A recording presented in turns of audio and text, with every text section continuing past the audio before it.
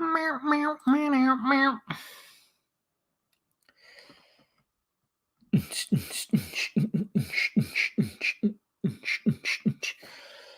Hello, everyone.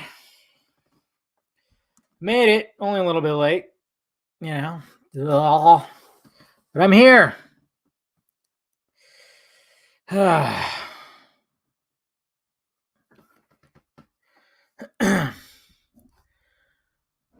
Am I reading loud and clear?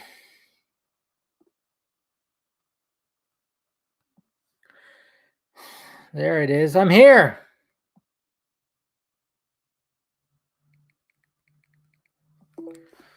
What's going on, guys? Cheers. How's quarantine going, huh? Social distancing? Self-quarantine? How's it all going? You guys sick of each other yet? Huh? I don't know. Who knows? Cheers, guys. Can you smell what the junkie is cooking? There you go. Do the eyebrow. Whoa. I actually have a Disney, the Disney Slate video. I didn't have enough time to, get it all the way out there. But cheers. Oh, man. I am not working from home yet because basically what's happening in my work right now is they're just like, nope, it's business as usual, but everybody's got to stay 6 feet apart. We have the option of wearing masks. They have masks, so we can wear masks if we want to. Masks and gloves. I'm not one of those people that's going to do that. I have a feeling, though, that next week it's going to be mandatory to go out with a mask, and that's going to be fucking weird. I want a Rorschach mask, man. Let me get one of those masks, please. I'll wear that shit. Be like, I'm not trapped in here with you. You're trapped in here with me. That's what I say to people. Wear that shit. Let's see. Cyborg movie was already directed by Snyder, and we're just waiting. Yeah, technically, he is the heart of it. He definitely is. Snydery peeps. Pissed about NM and BW. Okay, Black Widow. I don't know what NM is.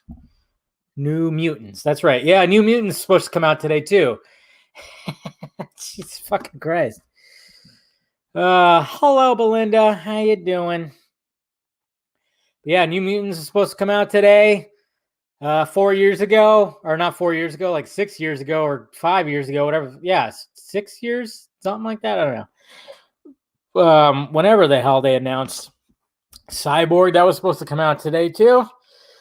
Yeah. Just wear a Batman mask. Expect some casual Batman stuff this weekend, guys. For like the past couple of weekends, I kept on going, okay, I need to do a casual Batman thing. And I had like, I guess writer's block, or I just didn't know what the fuck I wanted to do. I did not know what I wanted to do. This is what happens. This is what happens, I guess, with anybody who's trying to be creative or whatnot. I'm sure some of you guys out there that have YouTube channels, like maybe you, Men in Tights, or anybody out there. I could not for the life of me think of like something. And today when I got home from work and I was just like, cool. And then I had to do some other work stuff. Something just hit me. A couple things just fucking hit me. Just boom, boom, boom. And I'm like, okay, I'll do that. So expect some casual Batman content this weekend, hopefully, unless I get really lazy in my self-quarantine. Start watching that Tiger King. Is Barry traveling back to Bruce? If Barry traveling back to Bruce wasn't a dream, then why did he wake up twice? Maybe that's explained. That's one of the things that we don't know, because when he does wake up, you see papers in the background flying as if something was there. So maybe something happens. I don't know. Maybe something just happens when they travel through time. Remember, Snyder he explained it, how it's like, okay, when you travel back in time, you have 2 points, 2 points of where the world is at the exact same time or whatever the fuck. So maybe there's something that happens. I don't know. And there's something that with Bruce where, I don't know. It's probably going to be explained. I'm sick of my family. Yes, I want to see my fucking girlfriend. I need to see my... Oh, that sucks, dude. So you're trapped at home with the family and you got a girl out there somewhere. Yeah, that sucks. Yeah, physical contact. I could see that. How bad was the quake? It wasn't bad. It was like a 4.9 way out in the desert. So it just felt, to me, it felt like one of my neighbors slammed their doors really hard. I was standing. I had my laptop on top of my couch, and I was standing, and it just was like like that, just like just a quick rumble. And I just thought at first I thought somebody slammed their door, but I didn't hear the boom of the door, and I was like, was that an earthquake? And then of course you just look it up. You just look on social media, and everybody starts posting about it. So yep, that's an earthquake. That's an earthquake. Baconator, and it was. Went to Wendy's this morning for a breakfast baconator, and they, oh man, I'm sorry to hear that. Comedic genius.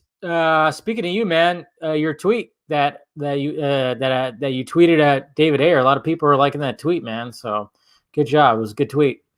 But yeah, that sucks, dude. It's better with the sausage, of course. The sausage. Yeah, I'm hoping that's not going to be the case right now. I mean, I think it's pretty good right now, but you just never know. What's going on, Ryan? How you doing, bud? Cheers. See, there you go. That's what we should all be wearing. And if I'm seriously considering getting one of those masks, Bane masks. If I have to go out in public and wear a mask, I might get a Bane mask. You've just given me an idea, Mr. Venom. I might get on Amazon after I get nice and loaded and order me a Bane mask and be like, this is good enough, everybody. Fighting the coronavirus. Okay? I live in the shadows. I was born in the shadows. Yeah, I might do that. I don't know. That's all matters at this point. Screws that. What the fuck? How can you not care? I know. At this point, it's like, just put it on fucking Hulu or whatever the hell. Just do it. Yeah, where do you think I get mine? What's up, Trigger? How's it going, bud? What's going on, Mr. Eric? New Mutants was on my radar, but after all the delays, yeah. I know it's getting frustrating because it's like, come on, can we just release it on a streaming service already? I mean, I want to see it on the big screen. I want to see every movie on the big screen, but at this point, that movie just needs to be fucking seen already, man. Well, thank you, Sam and Nick. I appreciate it. And tomorrow, too, guys, I might do another watch. Oh, sorry. I might do another live watch. So we'll see what happens. I know what's funny is I had a lot of fun with the Man of Steel watch. Thank you to everybody. Thank you to everybody who showed up to that. That was actually a lot of fun. I mean, there's only so much you could do. I mean, sadly, I wish I could have the actual movie being played in the window, but copyright, big time. I mean, they got me for copyright for like a brief moment.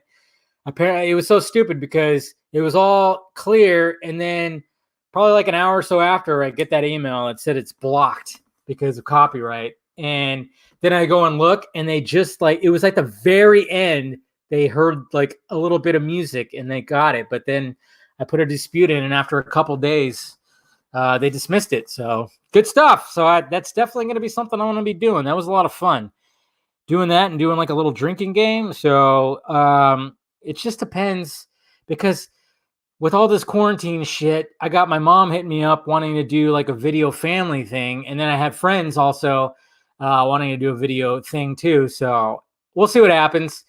They want it all do this weekend. I'm not saying like, oh, I don't want to do that. Fuck, I would rather just watch, movie of perfect strangers. No, I shouldn't. I said it's like I was like frustrated. Like, come on, mom. No, I'm more of like, yeah, we'll just see what happens. If I ended up like specifically like when me and my friends, Amanda might be there.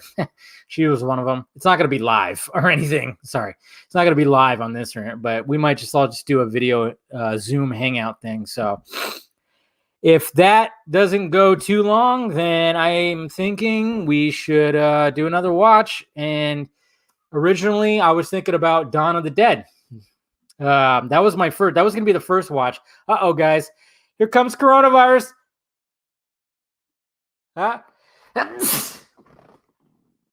Yep, that's right. Coronavirus right there.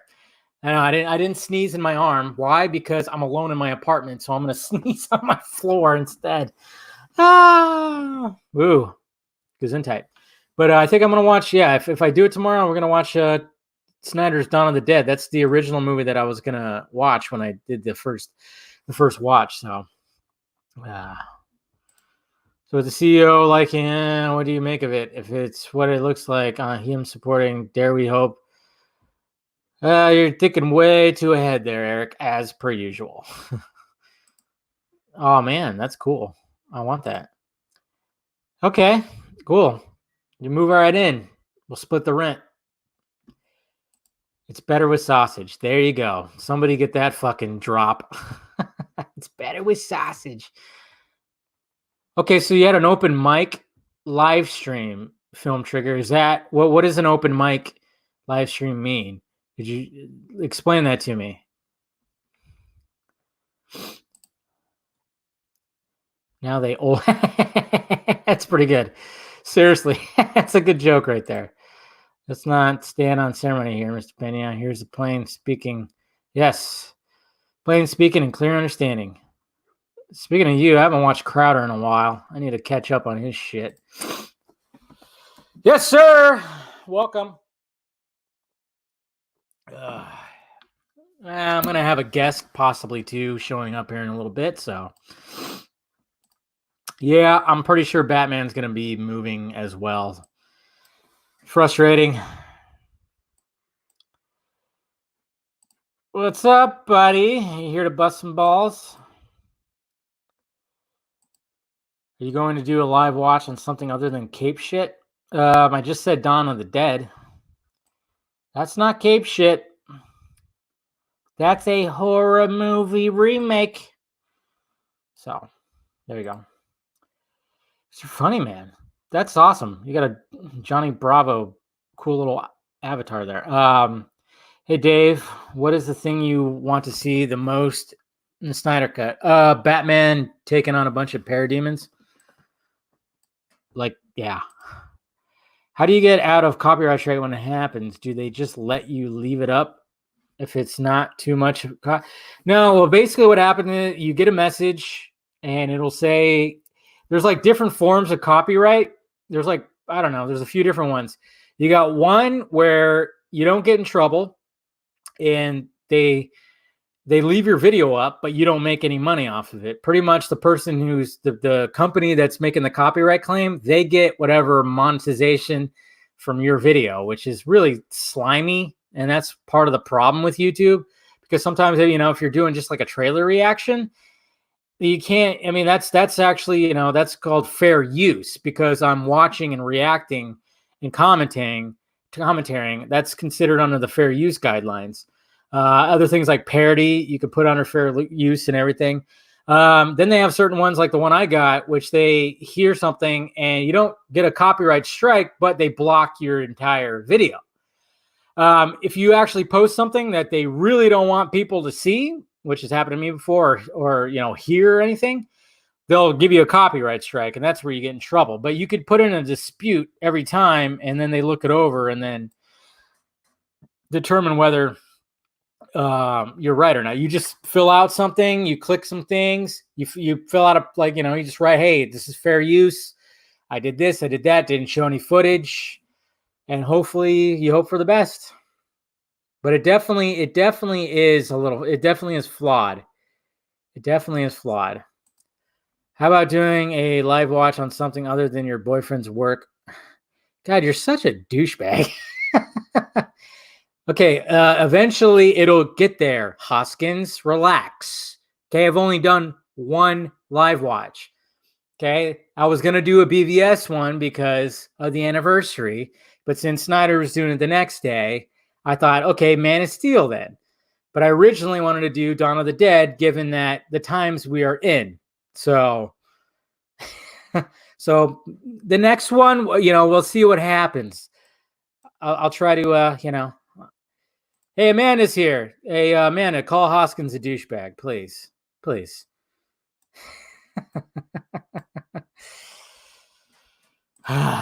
Jeez. I'll probably have to put it on a different streaming service now. The Queen has arrived. Hey, Amanda, somebody, because my stupid phone always loves to change live to love, I put I plan on doing a love watch. And somebody said, is that a new series with you and I? a new live stream series? So stupid. So stupid. To be fair, thinking far ahead led to the epic discovery on Baby. Thinking ahead?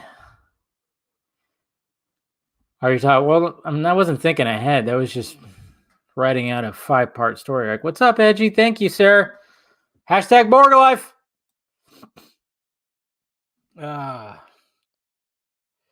Yeah. Oh, you're in Chino, so you're not too far. Yeah, I felt it. I didn't feel the aftershocks. I just felt the initial earthquake. Like I was telling everybody, it just felt like it felt like somebody just slammed their door. Felt like someone slamming their door.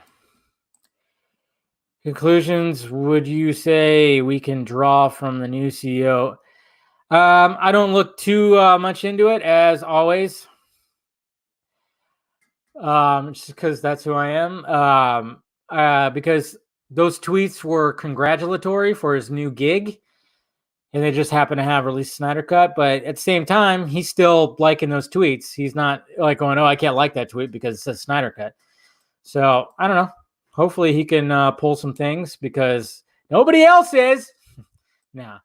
I know everybody was like Hamada, and Hamada actually ended up not really doing much at all. Just to let you guys know, Hamada ain't doing shit. Hamada was helping with the continuation of the DCEU with the newer movies. He wasn't helping any fucking shit with the Snyder Cut, by the way. Just letting you guys know. And everybody was like, "Oh, Hamada." He didn't do shit. He was there to basically try to help the other movies. So exactly. That's what somebody pretty much said. I meant to tag you on that. I'm like, well, just we'll move it to onlyfans.com and we'll make it an after dark thing. I'm saving my birthday money to finally buy Expendables 2 and 3. That's adorable, Stallone fan, you young fuck. Is Hoskins still talking shit?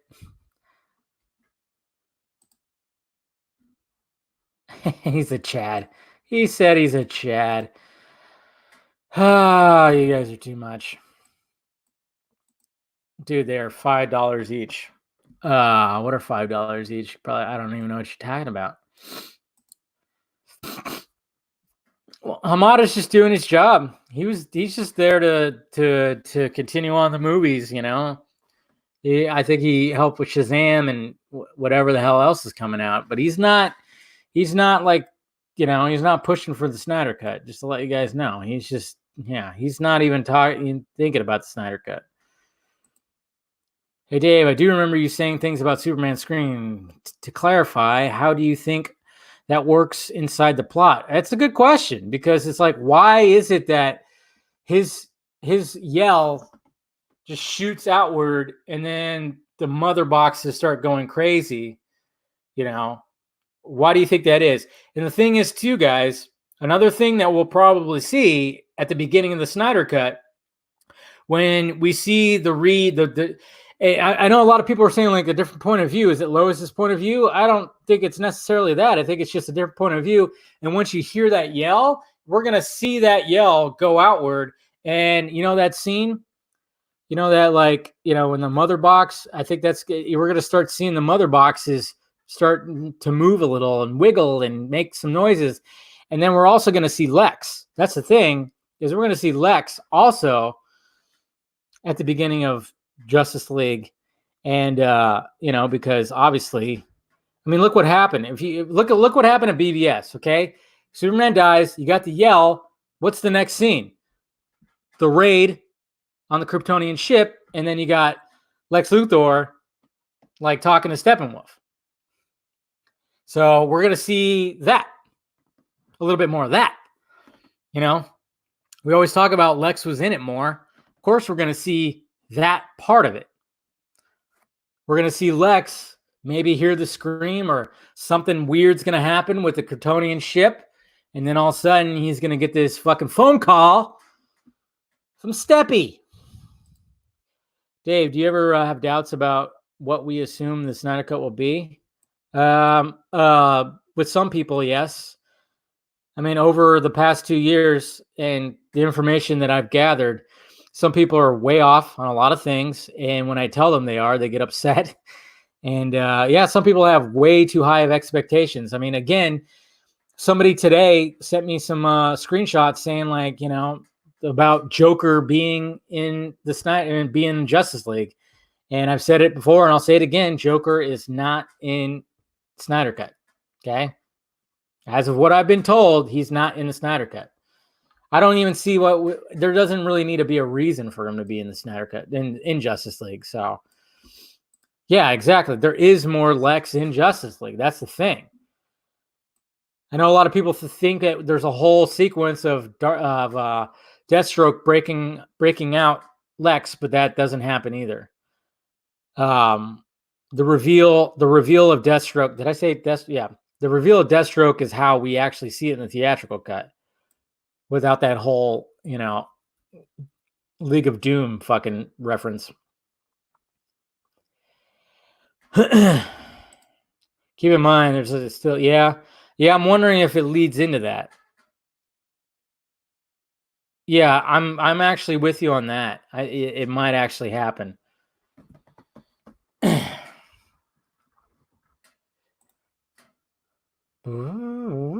Do you think if BVS, JL, and Squad succeeded, would we have gotten a Todd Phillips Joker? I think we still would have. I think Warner Brothers would have been more confident in it, to be honest. There you go, Hoskins. Busting your balls again. Busting my balls again. Yes, I think I will include a lot from BVS. Same thing as BVS. Yeah, exactly. So it's going to be interesting to finally fucking see it all. Definitely going to be interesting. Oh, hold on a sec. Just doing some shit. Okay. Back. Okay. Hoskins, you probably bored Amanda, just to let you know. Movie Blob is an idiot. Yeah, Movie Blob. I hate that guy. He's so fucking annoying. Stuff he says. I'm like, what the hell? Did you see his tweet earlier when someone said, like, would you be able to eat like this like fucking box full of like McDonald's food? And he said it was a little amount of food. Okay, that guy better be self-quarantining like a motherfucker, because if you're not, he doesn't look like he's in the best of health. And if he gets that coronavirus, man, power to him. I'm not wishing it on the man. I don't hate him that much. But I'm just saying, when he said that McDonald's picture was a little amount of food, I was like, what the fuck, dude? You just really said that? You are a unhealthy fat piece of shit. Jesus Christ. He is, man. I'm 100% sure it's already done in stock somewhere. I don't know what you're talking about. Why at that point did they even bother with League of Doom reference? I think they were hoping to like have it lead somewhere. Who knows what the hell they were thinking. Oh my God, he actually fucking said that. I could see him saying that. That's how much of a fucking piece of shit that man is. I fucking can't stand that piece of shit. That fat ass. Ugh. So gross, man. I hate that guy. I remember one time I came across one of his videos about how they should do Terminator like a few years ago, and I actually thought it was a good idea. I regret fucking saying that now. The fucking ugh. That's a guy that women should be afraid of, because you know how he's all probably pro feminist and shit like that. Oh, at the drop of a hat, he would totally molest somebody. Anyways, hey, we got Mr. That's quite a way to come in. I know, right? After I'm ranting about Mr. Movie Bob. Well, nobody cut that and take that out of context. I know.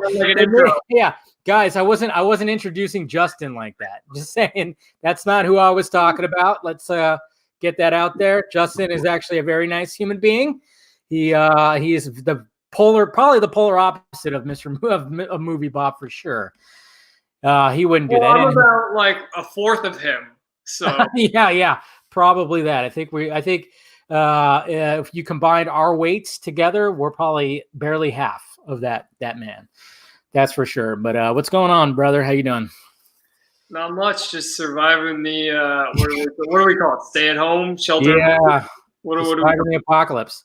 I see you got a quarantine beard brewing up on your face. Yeah, thank you for calling it that. I decided that. What was it? What was the last time I was on the show? It was like 2 weeks ago, I think. Started growing it right after that. Yeah. This is how terribly I grow facial hair. This is 2 weeks. Oh, dude, I'm the same. I mean, I buzzed a little bit yesterday, but I can't grow. I could barely grow shit. I could grow this, but not much right here. But yeah, I'm with you. I can't really we can't do a striking beard like Mr. Colbert or anybody, you know. No, and I wish I could, but I figured, I'm going to be stuck in here until at least June, so I'm just going to say fuck it and not grow and not shave and see what happens. And you want to know the worst part? The worst part is I have no gray hair here. I have gray hairs. I got the opposite. I got grays up here like crazy. Nothing in the facial hair yet. It's weird. It's ridiculous. I've been just like pulling out the gray hair because it's the only place I have it, and I look so young, so it's so weird. That's true. I know. People are shocked when they don't notice it. I think they just think it's like that's just a light. I'm like, no, look at all that. That's gray hairs all throughout, and they're shocked by it because I mean we have baby faces. Let's face it. But how's Florida treating you? Florida's interesting. Yes. I love it. I want to be clear about that, but it's interesting to see people's reactions to everything that's going on because, as you can see, I've taken to razzing you about still being in California. Yep. And one of my great little pleasures in life is the fact that I can rip on California now because I'm not in it and I got out of it. Fuck off. But it's interesting to see how people react because. Yeah. And sorry, people are going to be like, "Oh, why are you getting political?" Blah blah blah. Whatever. It's not political. It's cultural. It's what's going on. Just it's interesting to see the way the virus, the pandemic, is happening in Florida and the way people are responding to it. Because Trump is refusing to issue a national lockdown because he knows there's states, like Montana, South Dakota, North Dakota, who don't have anything or have a very minimal amount. So it's not going to do anything. They're so sparsely populated. Yeah. And it's the same thing here where, one, Miami is just fucked, right? Yeah. Miami is just done. And two, there are those areas and then the areas that don't have anyone. So people are looking at that and then they're saying, oh, why isn't the governor doing a shutdown? But he's saying the same thing as Trump. Now, he finally did issue one like a couple of days ago. It started tonight. But they were really, making fun of Florida for that. And then they were making fun of Florida for everyone being on the beaches, which was funny because who was on the beaches? It was the spring breakers from New York who were on the beaches. Yeah, I know. I was making fun of that too. And I was like, Jesus, I know. This whole thing came at such a bad time because people were traveling. People were going to the beaches. I mean, even over here, they were going to the beaches. I mean, New Orleans, obviously everybody was going to Bourbon Street. And that's why now they're like the outbreak has happened big time over there. They're really bad. They're actually Yeah. one of the worst cases right now as far as death percentages. Oh yeah. They're actually catching up to New York apparently. It's I don't know. It's all pretty crazy. Over here in California, they haven't issued a full-on lockdown yet, which I'm glad for. I'm still going to work, but I mean, video. I know it's not a full lockdown. I don't know how true this video is, but there was the video of the paddleboarder being chased by Is that real? Like, apparently it is. Apparently he got arrested for doing his paddleboarding stand-up. I don't know. I didn't look too much into it, but I wouldn't be surprised.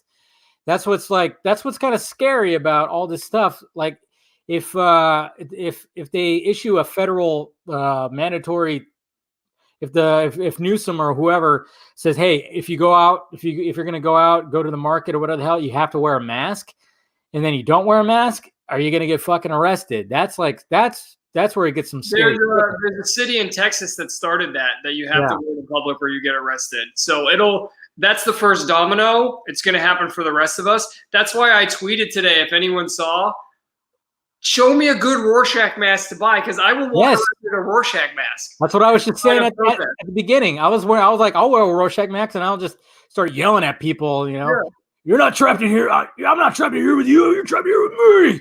I've been wanting to say that for the whole quarantine. Exactly. I'm down for that. So Nelson Guerrero in the chat asked if I've seen Excalibur from 1981. I'm assuming that's the Excalibur film that Zach loves. I actually watched it for the first time a couple months ago. I haven't. I saw it when I was a kid, so I haven't seen it lately. If I had watched that as a kid, honestly, it would have bored me. Yeah. The thing that kept me engaged was the thematic content and the visuals, but it was very drawn out in the way the original Star Wars bored me, and because they were drawn out. And nowadays, the thematic content of Star Wars can't keep me engaged, but this had good thematic content. What stood out to me the most about it in comparison, to the whole Superman story, Snyder's story, was the relationship between Arthur and Lancelot. Struck me very much as what he was modeling the relationship between Bruce and Clark after. Oh, okay. Yeah. I mean, obviously he mentioned that's one of his favorite movies, and obviously he was using a lot of those metaphors. So yeah, I want to watch it because, like I said, I watched it probably like when I was 6 or 7. I don't know. It's funny, like I remember watching movies like that. I don't know if anybody remembers the movie Krull. Remember Krull? I don't know if anybody remembers that movie. Krull. That was like it wasn't in the same vein, but it was just one of those weird like fantasy type 80s movies. Oh, isn't that similar to Conan actually? Yeah, it was like kind of like ish. Yeah. Or something. Yeah. And then you got your labyrinths and stuff like that. Yeah. Those types of movies. But I definitely, see, some people remember Krull. Krull is on, yeah. See, I haven't seen that movie since the 80s too, but I remember I really dug that movie big time. See, we got a bunch of people here that knows, yay, Disney Star Wars. That's funny. What could he do?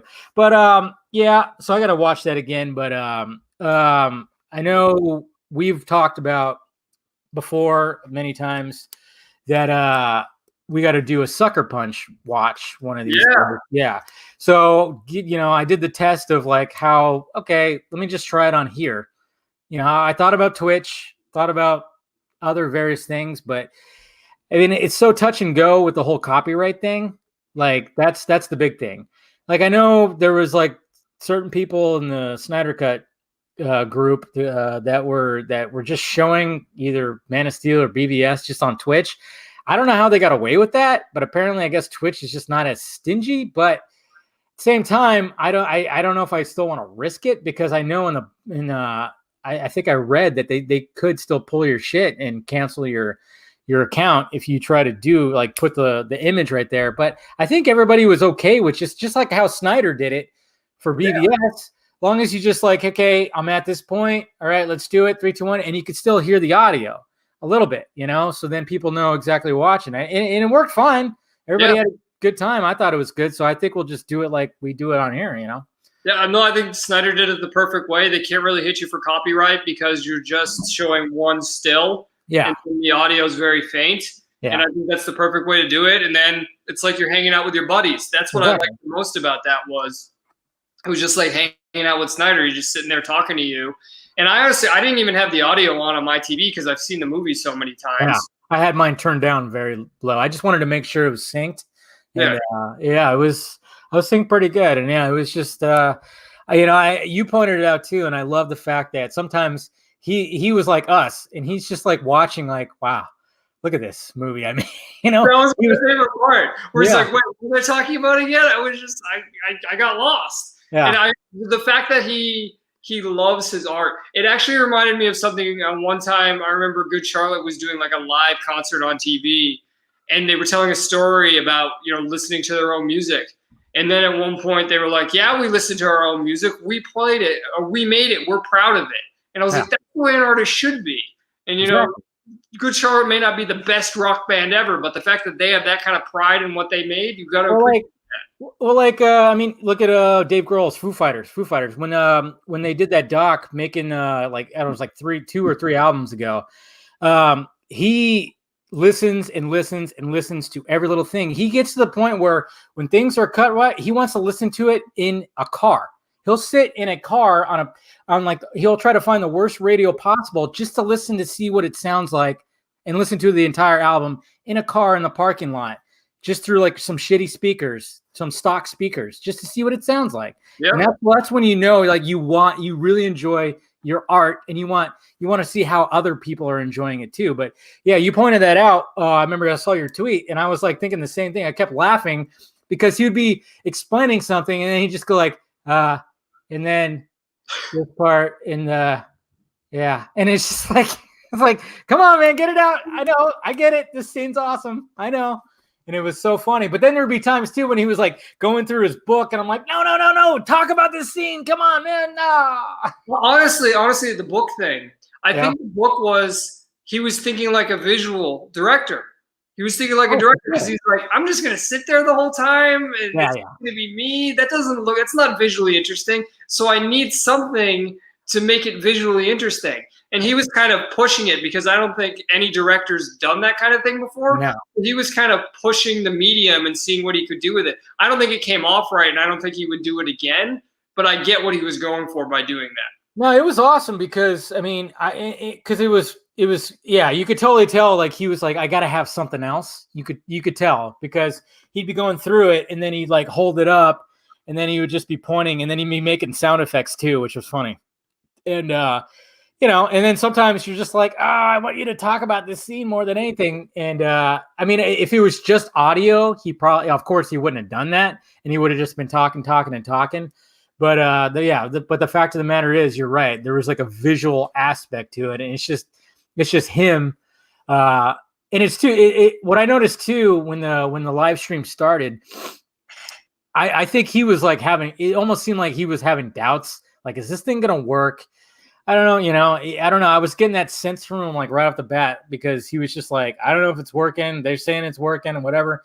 But then as they started going, he really was like getting into it and talking about certain things. And I loved all the symbolism that he talked about that I didn't even really catch, like when he talked, one of the things that I forgot to mention in the video that I did talking the recap was he was talking about how Bruce Wayne, he didn't rebuild Wayne Manor. He let it just burn. He just let it, as I guess, that's just a reminder almost thing. But then you got Lex Luthor who preserved that room in his mansion to his dad, and just those contrasts. Yeah, that's something I just didn't put together. And I thought that was fantastic. That was very good. Yeah. Yeah. I love how he did that. Because, a lot of people, people still ask me, they'll ask me, what do you think happened to Wayne Manor? I'm like, I don't know, but it was just like a visual representation. I mean, come up with your own conclusion. I think that's what Snyder wants people to do, is come up with your own conclusion of what happened. But it's a visual representation of, he just like, I'm not going to rebuild it. I'm leaving it as it is. That was my father's house. That was my parents' house. And, I'm not going to rebuild it. I'm not going to, and I guess you could say it's a representation of Bruce kind of losing his way too, going off and going off to this dark path that he was in. Because we weren't underground at that point. Exactly. And I love that too, when he talked about, because it was very much like how Batman is, when he's Bruce Wayne, it's plain, it's minimal on the surface, but underneath, complex as shit. Yeah. The fact that he mentioned that the lake house is so minimal, there's nothing too fancy about it at all. It's just a lake house, minimal furniture, nothing too crazy, but underneath is like this elaborate bat cave that's so complex. And I'm like, yeah, there you go. That's something I just never put together either. It's awesome. And I know you're a big fan of like all that kind of stuff. Yeah, I love all that. But I want to rewind a little bit because there was some Sucker Punch talk going on in the chat, and I can't resist it. Of course not. The first thing is, anyone who hasn't seen Sucker Punch, see it. I saw the Men in Tight podcast was talking about he hasn't seen Sucker Punch. What? Man, we're so similar, dude. See it. Right. See it. And then somebody else try because I forget who had said he wants to see the director's cut of Sucker Punch, which, yes, there is a director's cut still out there with a different ending. And then somebody replied to him and said, hashtag release the Snyder cut of Sucker Punch, or release the Sucker Punch Snyder cut. No, the hashtag is release the Snyder Punch. That is there you go. The hashtag for getting the director's cut of Sucker Punch out. I've been making this hashtag happen. Release the Snyder Punch. Snyder Punch. Oh, that's a good one. Okay, all right. I'll put that out there as well. And there's a lot of people out there who say, oh, after we get this, the Snyder cut release, we're gonna go for the Ayer cut, blah blah blah. I've been very clear. I don't think there's any next step. I think this is just getting this movie out. But if there were for me to be a next step, it would be the Sucker Punch. Yeah. Because I care more about Snyder as a director than I do about the DCU. I've been very clear about that. Yeah, I know you have. And I'm with you on that. I would love to see a different because you said there's like a different ending. I mean, that movie's great in and of itself, but to see what, of course, Snyder originally wanted to have out there, of course, is what we want to see. When you're talking about symbolism, Sucker Punch is a highly symbolic movie that a lot it's loaded. I mean, you pointed out to Snyder all the the phallic symbolism, which was like I didn't even notice that until you said it, and then I think I rewatched it again sometime last year, and I was like, holy shit. How do you not notice that when she pulls the baby's dragon head up? It looks like a giant fucking penis shaft. I didn't put it together. Just didn't put it together, man. Didn't. I know. I apologize. I think there's so much phallic imagery. I mean, when the I mean, you definitely see it. Yeah. City. Yeah. And the samurai have the swords, but I mean, that was a debate I had with my friend for so long, and I think he was kind of surprised that I said that because he kind of called me on a little bit. He was like, "Well, what do you mean? Of course there is. You're going to be more specific." And then I said that exactly, and I think he was kind of like, "Wow, that's really good that you got that." But as far as the extra ending, in that symbolism and the heaviness of the movie actually opens up with the curtains opening. Yeah. And you don't really have that at the really at the end. And it was originally supposed to end with a dance number with all the dead girls coming back to life, which really emphasizes that this is all just a play. This is all just a show and none of it's real. And I think so many people take it as real when it's not meant to be real. You even have to call into question if the entire movie is just in Sweet Pea's head. And this is all just her coping mechanism. That's the theory I go off of with the movie, is that all of the characters represent different parts of her psyche because of what happened. And what happened was her, the thing with her sister and everything. And that's why Rocket exists and everything. And Baby Doll is who she wishes she could be to escape and all these different things. Yeah, no. When I explain that movie to people, or when I've had discussions with people who are like, "The movie sucked, man. I don't fucking get it." I'm like, there's layers, man. There's so many layers in that movie. I was like, I didn't understand why. I'm like, like you said, it's the character coping with her situation. Baby Doll is what she wanted to be, and then with that whole aspect of it, then it went to this fantasy world, and I'm like, what else is there to explain? To me, I was always like, what else is there the need with that? I mean, as much as I would love to see what's her name just dance the whole time, that'd be kind of boring. I kind of like what they do when it gets into this fantasy world of taking on dragons and shit. Well, that's what I was talking about earlier when I was talking about Excalibur and Star Wars and thematic depth. Yeah. And it's one of the greatest ironies where people call Snyder just a visualist. If you're just a visualist, that's boring.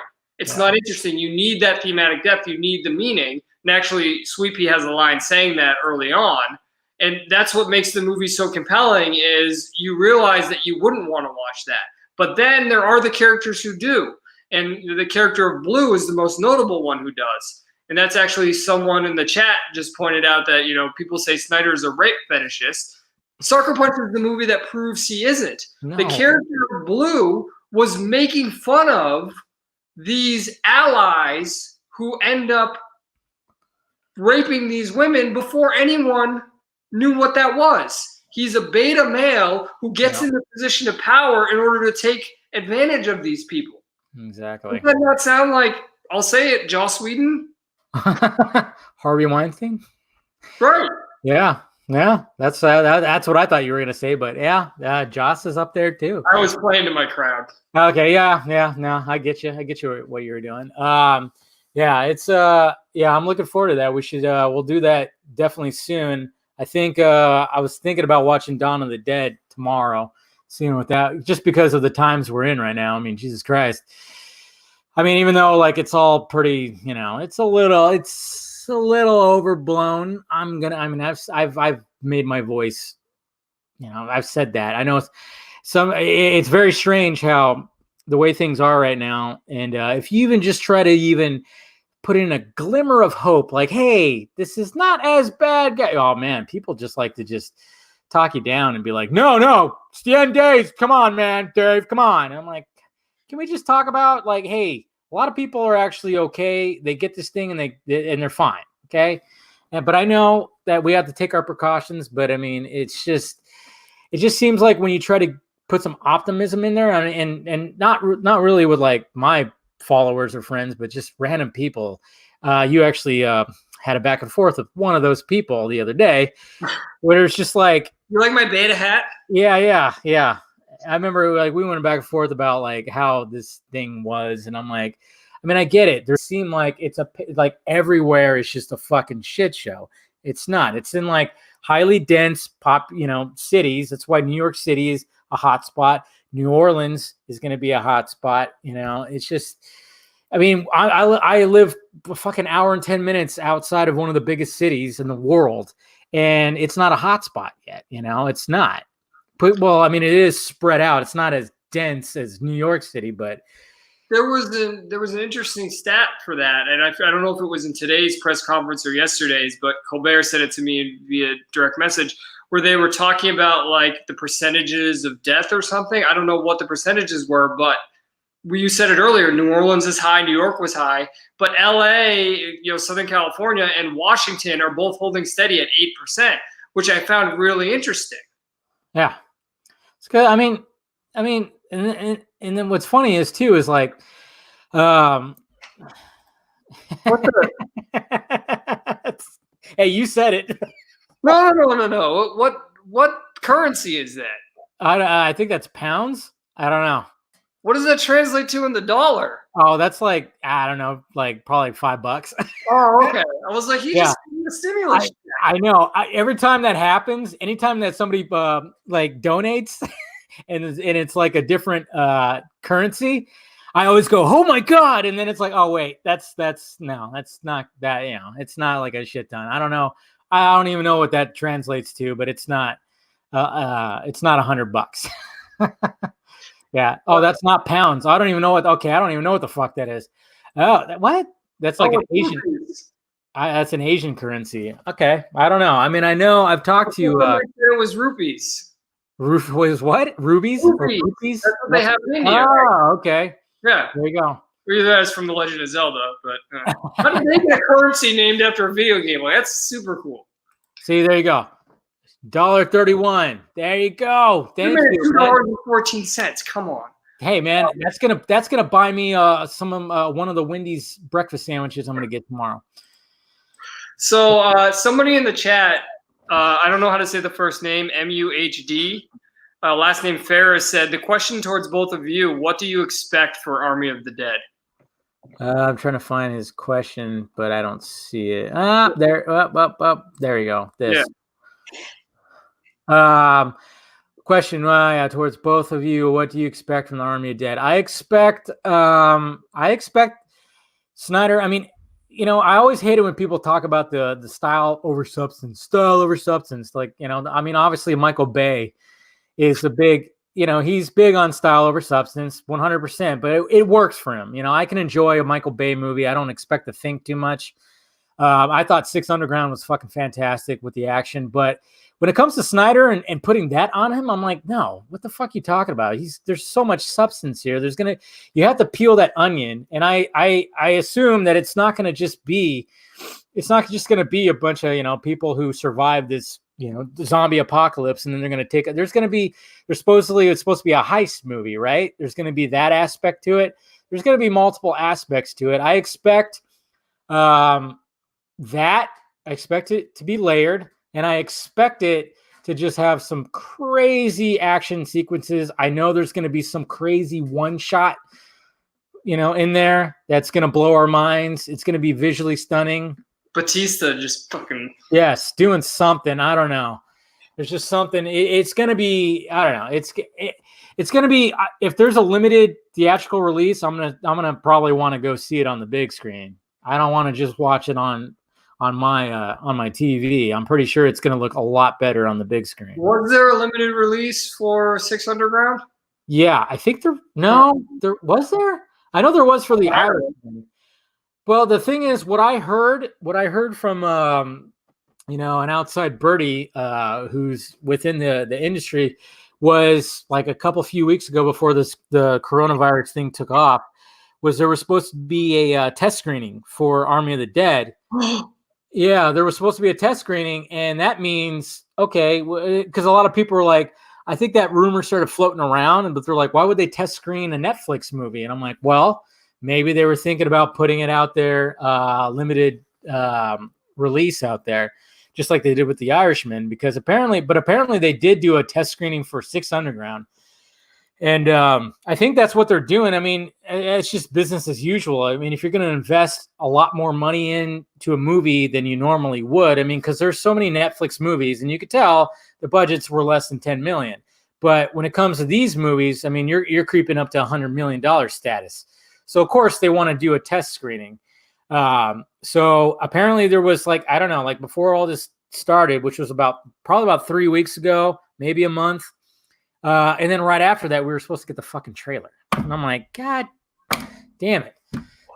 I guess that they were going to gauge the test screenings and then they were going to release the trailer. That's what I heard. And that's why we still haven't gotten a trailer yet. And I'm like, Yeah, and that sounds right, because if you're investing money in that, you want the prestige from it. Yeah, and I think Michael Bay's. I just think Six Underground wasn't good enough to win any sort of awards. But if you look at the way Zack Snyder works, there's the potential that this would never win a best writing, best director. They would never do that for a zombie movie, especially. But there's the potential for best special effects, best makeup, best costume, those kind of things. True. You could be testing it to see if there's an audience response to those elements, or it's worth putting in theaters to possibly get nominated for that kind of stuff. Because has Netflix won an Oscar yet? I don't think they have. I think they got nominated. They got nominated like crazy for The Irishman last year. But yeah, I don't think they've won anything yet. So I think this year's Oscars was like their first. Was that their first time they got nominated for stuff? I'm not too sure, but I know The Irishman was just taking all kinds of shit, taking all kinds of awards, but it didn't win anything. I don't think it won a damn thing, which is, you'd think it would. It's Scorsese, that cast. You think it would have cleaned house, but I mean, I enjoyed The Irishman. I haven't watched it again because, let's face it, it's a long movie, but I do plan on watching it again because it is enjoyable, even though it's 3.5 hours long. But I mean, Scorsese, he's really good at just, I don't know. Did you watch it? Yeah. Not into it, not wanting to, or what? Yeah. Okay. I watched the Mark Wahlberg movie. Oh yeah, Spencer or whatever the fuck. Yeah. That was entertaining. It's called I Love Boston, the movie. Yeah. I mean, that's entertaining. I put that on. I think I actually zoned out. I didn't watch that. I'm going to have to watch the final act again because I think I zoned out and then I think I fell asleep. They're But, saying Marriage Story. huh? Marriage Story, they're saying, was a Netflix. Oh, yeah, that's right. You're right. I forgot about Marriage Story. Yeah. Best supporting actress, who was Laura Dern. So, yeah, they did win something.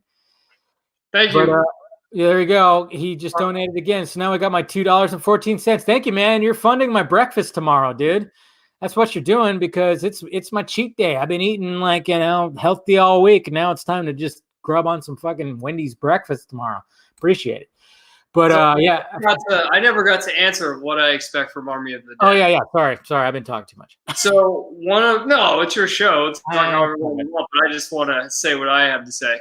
So one of the things I love about Zack Snyder is how American his films are, how American his ideas are. Yeah. And individualism is a big one. And I can't go into too much of what I've heard, but from what I've heard, I would expect the theme to be something about the difficulty of getting individuals to work together to battle against collectivism. Because the first, that's first of all, that's what zombies are, right? Zombies, what makes them so scary is they are collectivism, right? You become brain dead and you start acting like everyone else, and you want to eat the people who are more individualistic, who are more alive, who have their brains. You literally want to eat their brains, and they're all.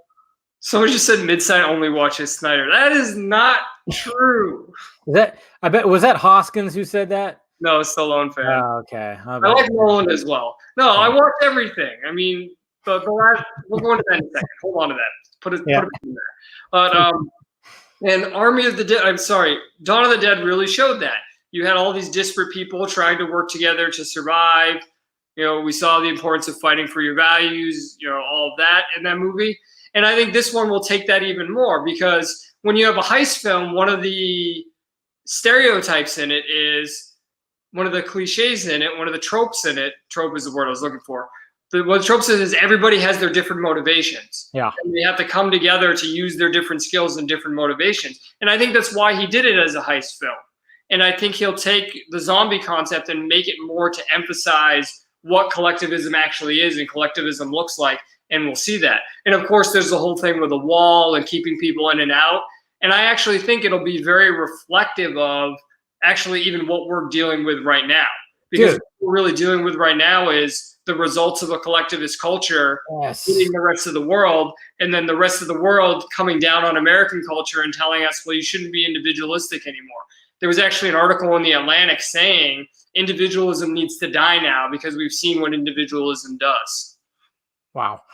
I always thought too, I think I even talked about it with Colbert. I think he actually brought it up to me. It's like the fact that this movie is going to be coming out in October on a streaming service, probably when all this shit's pretty much winded down. Talk about a perfect time for this to come out. I mean, I wouldn't even be shocked if they bumped it up a little early because I've noticed that they've been doing that with a lot of shows. Like, oh, it's coming early.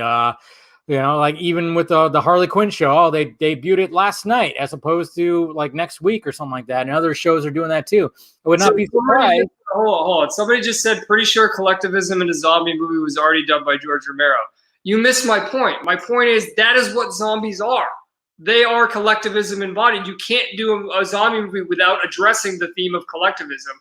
My point is just how I think Snyder will evolve that and evolve that conflict in another way to especially emphasize the individualism of the humans in a way that's never been done.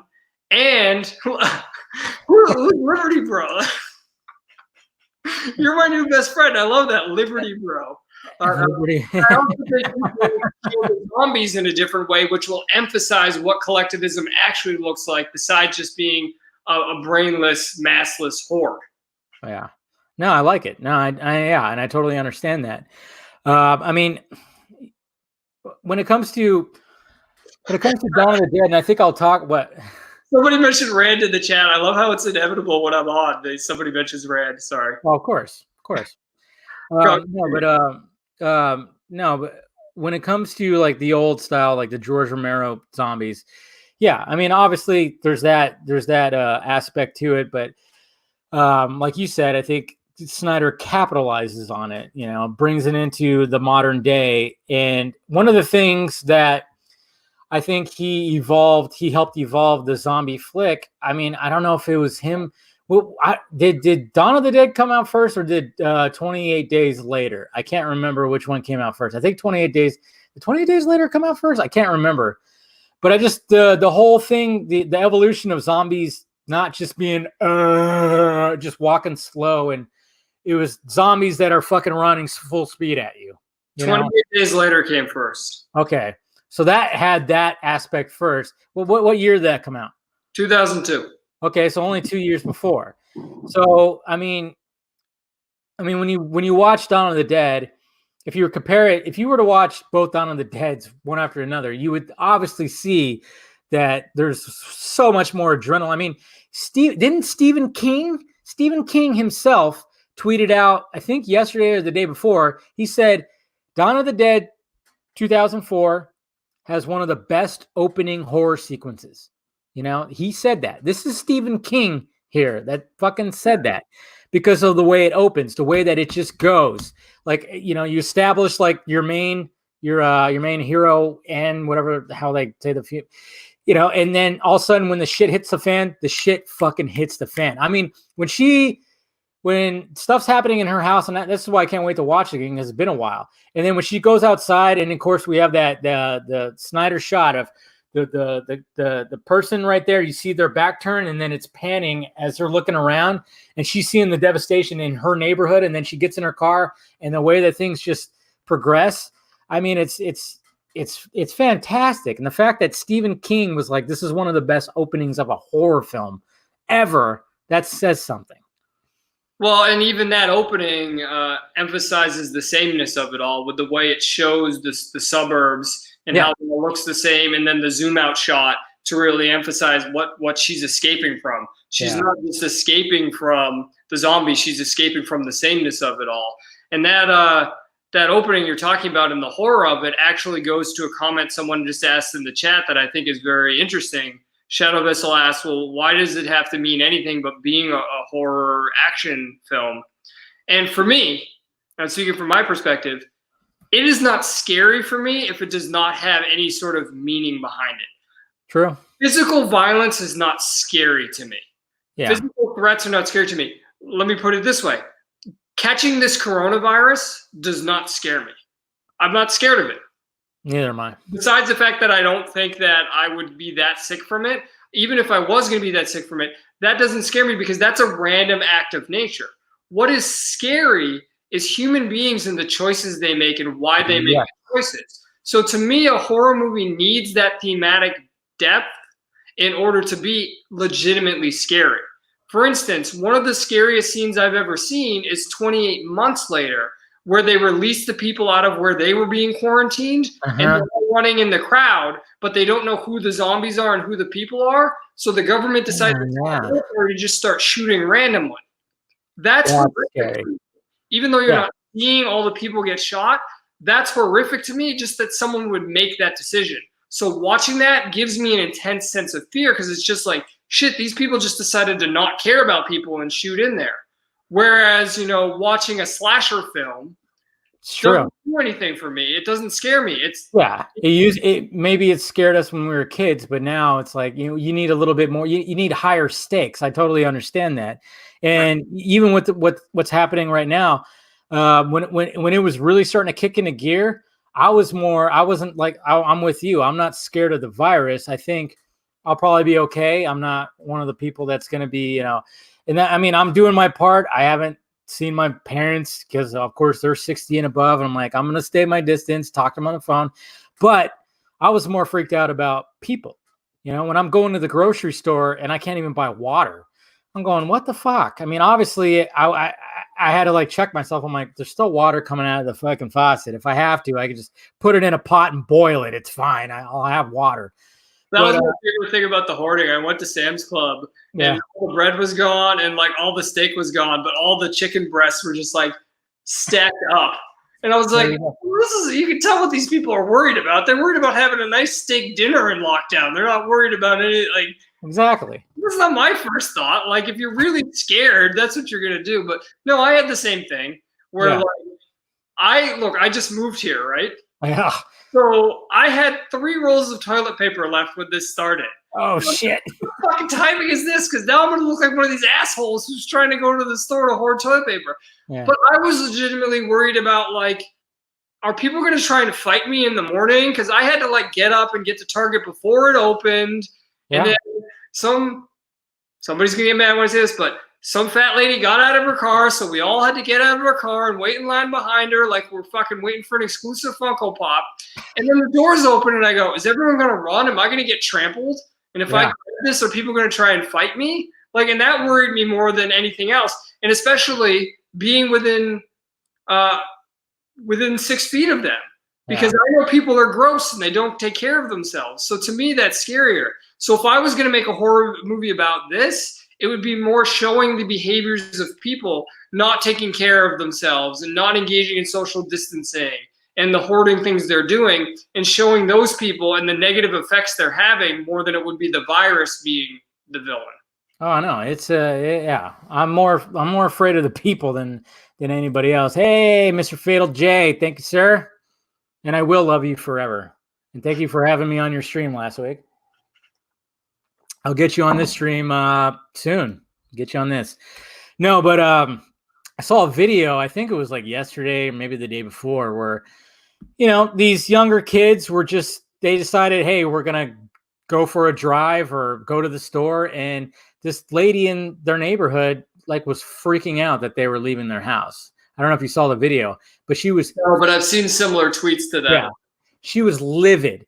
She was livid and just saying I'm going to call the police and this, that. And I'm going, that scares me more than the fucking virus. Some crazy fucking bitch that is just freaking out. And, she just lives in a nice suburban area. And we've seen that so many times where it's just, you just see somebody random just freak out on somebody on the internet, and the video goes viral, and those are the types of people that I'm more worried about than anything. And that's what's scarier to me about this whole thing. That's why, I know people are upset when people are breaking quarantine and self-isolation and social distancing, but that's what teenagers are supposed to do. Yeah. You want them to rebel against the rules because you want them to push and say, why are we doing this? This doesn't make sense. Without teenagers doing that, we're just a compliant society. And what scares me is the people who are out there and willing to rat people out. Yeah. For being I saw tweets about that earlier. Oh, I saw this family playing, basketball in the park together, and people were ratting them out. And it's just, that terrifies me more than anything.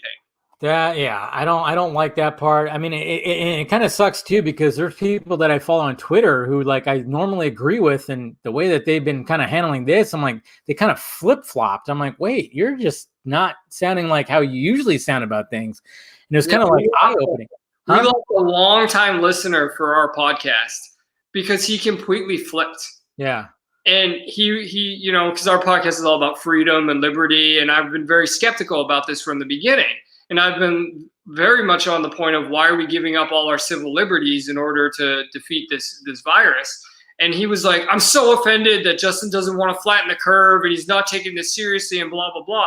But then the funny thing is, other people started saying what I was saying, and now he's starting to say all that same stuff. Of course, he's realizing, oh, maybe I was wrong. No, yeah, I don't even know if he has the wherewithal to realize that, but it's funny to watch it from my point of view. Oh, I bet.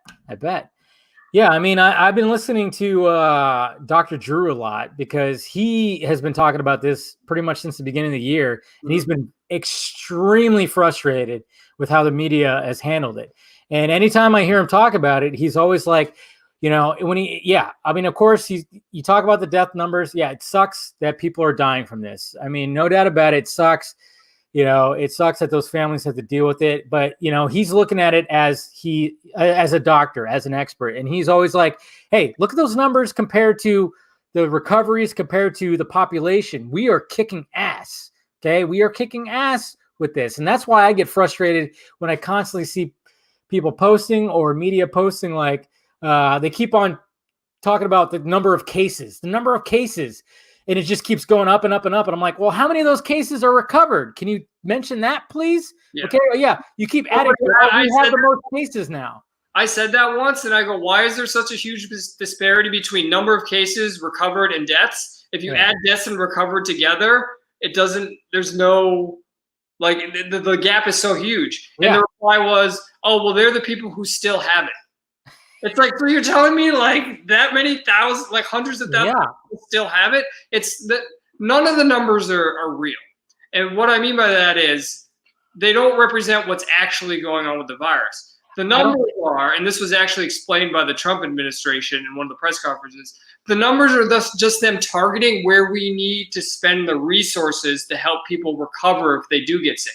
It's not the real number of who has it and who's recovered and all of that. It's not possible to know that with a virus. Exactly. Every one of us could have it right now. Yeah, it's impossible to know. And then when I keep seeing people like, hey, look at America, they got the most. And I'm like, well, can't you guys look at it as we're getting more people tested? Remember, that was the whole big thing. I remember everybody was complaining that there wasn't enough tests. Wasn't enough tests. And now all of a sudden we're getting tests. And now we're finding out that people have it. It's like, isn't that a good thing? Right. I thought that was a good thing. Yeah. Okay. Yeah. They keep adding to the number. It'd be nice if they just said, okay, if there's but I don't think, like you said, it's not possible to know this, how many people have it currently. Yeah, it's just impossible. Throw that comment up from Shadow Vessel. Was Midsa? Why would you ask that? Were you? Yeah, I was on the beach. My cousin from Canada has a condo down in Naples. Yeah, were you actually on the beach itself? Yeah. Okay, you were like, well, fuck.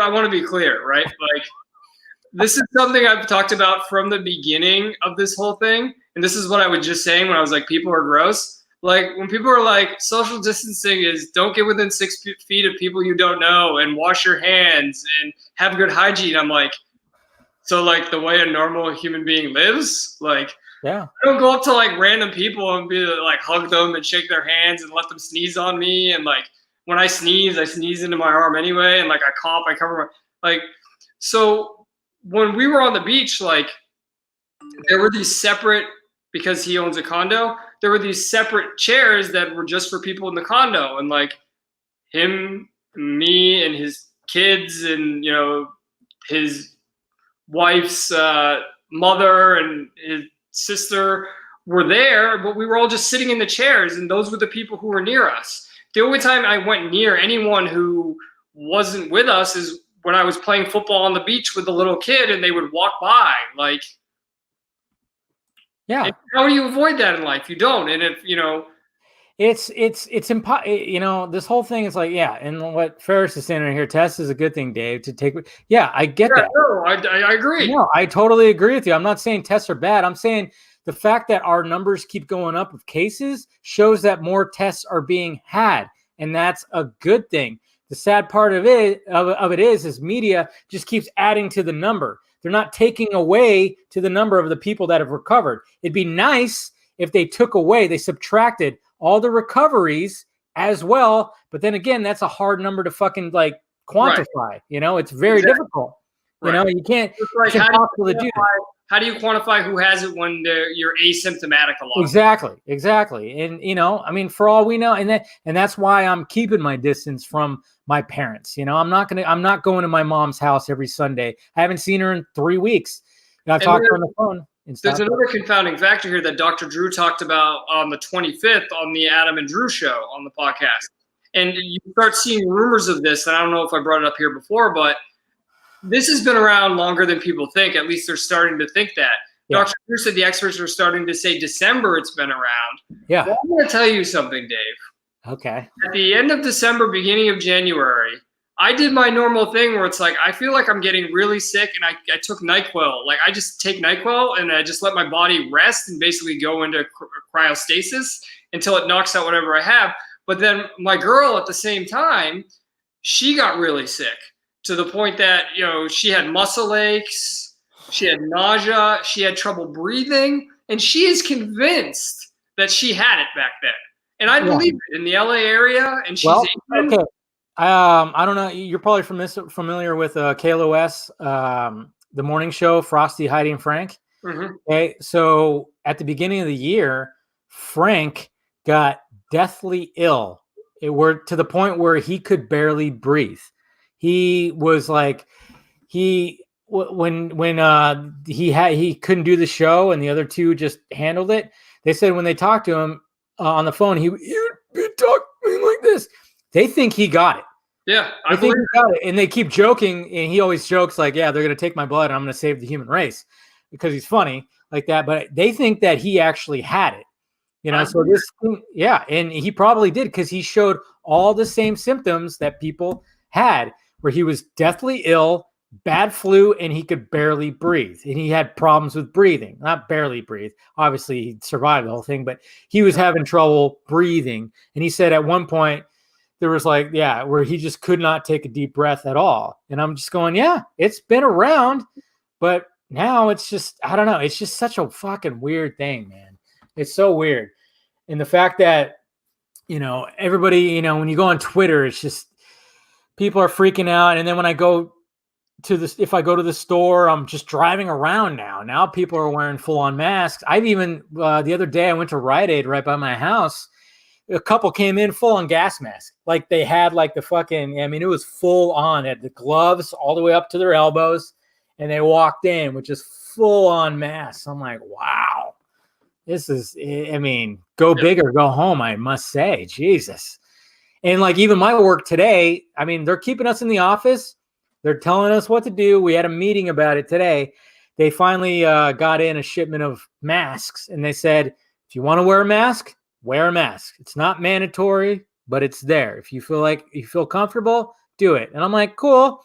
Some of my coworkers are doing that. And I'm like, I'm not going to be like, what are you doing? Fuck off. Don't do that.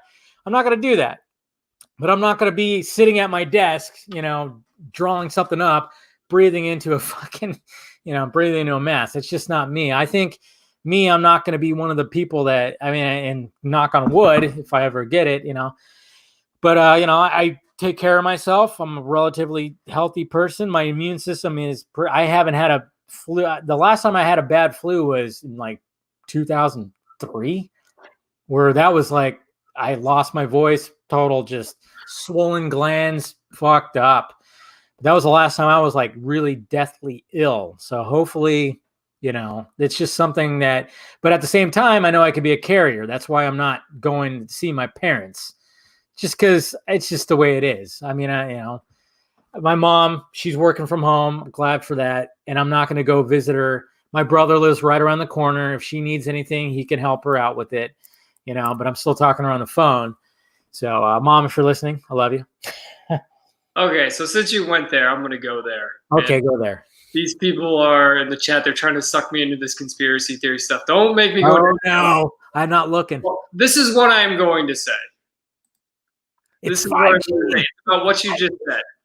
I understand what you're saying in principle because they're your parents and you care about them. And I'm not going to lie, my dad's had open heart surgery and I make sure he stays home, right? I go, why are you going outside?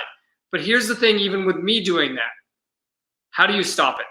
Yeah. And what I mean by that is we're going to go through all of this and we're going to get out. It sounds like June is what I'm hearing, right? I'm hearing the whispers of people saying beginning of June. It seems like doctors and experts say that June is going to start plateauing. Right. That's what they're aiming at. That's what they're thinking about. But then, you know, you hear the whispers of, oh, well, you know, Singapore is having their second outbreak and China's having their second outbreak and so on and so forth. Because if we're keeping us all inside and we don't know who has it, and then we all go back outside again, isn't that just going to be more interaction? It's going to spread again? And that's what they say flatten the curve because they don't want to say we're ever going to stop it. But my thing is, why not just peel off the Band-Aid? Yeah, and I've heard Dr. Drew talk about that and others too. It's like this could just be like this could be the new norm. Like every winter, just like there's a flu season, there could be a coronavirus season, you know. And I mean, the fact of the matter is, I mean, there is other illnesses out there that take lives all the time, like just the normal flu. which of course was being thrown out there a lot. And I get it that this is a worse flu. Obviously, if it gets you and it knocks you out on your ass, it's going to be a struggle. It's going to be worse than the normal flu. I totally understand that. I'm not saying like, oh yeah, it's nothing. They'll just be gone in like 2 or 3 days. Just drink some fucking orange juice. I'm not saying that. I'm just saying that, this is not just going to go away. You can't just wish it away. You could try to contain it, and the vaccine is going to end up coming, but that's going to take time. Who knows? And then who knows how effective that's going to be, because let's face facts, the flu virus there's always like a new strain, and there's always a new flu vaccine. It's just might be the new norm. I'm just wondering, are we going to always react like this to every time it happens? And then I wonder too, what really kind of freaks me out is if something bigger comes, like, a worse virus. That's where it's like, how are we going to tackle that? I mean, I think this is like the staging area kind of thing where it's like, okay, if something like this happens, some kind of pandemic like this happens, I mean, we really got to just take initiative, just travel ban right away. I don't know. It's just so hard to determine like exactly what we should do. Like if something worse comes about, I don't know. And that's what scares me about this whole thing is this is how we're reacting when we're worried about at most 2 million people dying. And now it doesn't even look like we're going to hit 1 million. I mean, we're not even anywhere close to 100,000 yet. And this is how we're reacting. Yeah. 30,000 people die a year from car accidents, and we don't react like this, but we react like this to this virus. What does happen if something more serious is spread? What does happen if there's a biological weapon attack from any number of countries? Yeah. How do we respond? Are we going to freak out? Because we're freaking out for this. And I know it's harsh to say, oh, well, it's a minimal number of people dying, but that's reality. A minimal number of people die in everything. I mean, that's like saying, well, we need to shut down the NFL season because a certain number of people get injuries every year. Oh, yeah, like the head injury, the concussion shit. Right. Yeah. Well, that's what you did it, man. You did it. That's what they tried to do. That was the whole angle they were trying to take. They wanted us to shut it down because of that. That's why they started saying that. When really, that's an individual risk people take. Yeah. And you, even within this conversation, have demonstrated the way I see approaching it.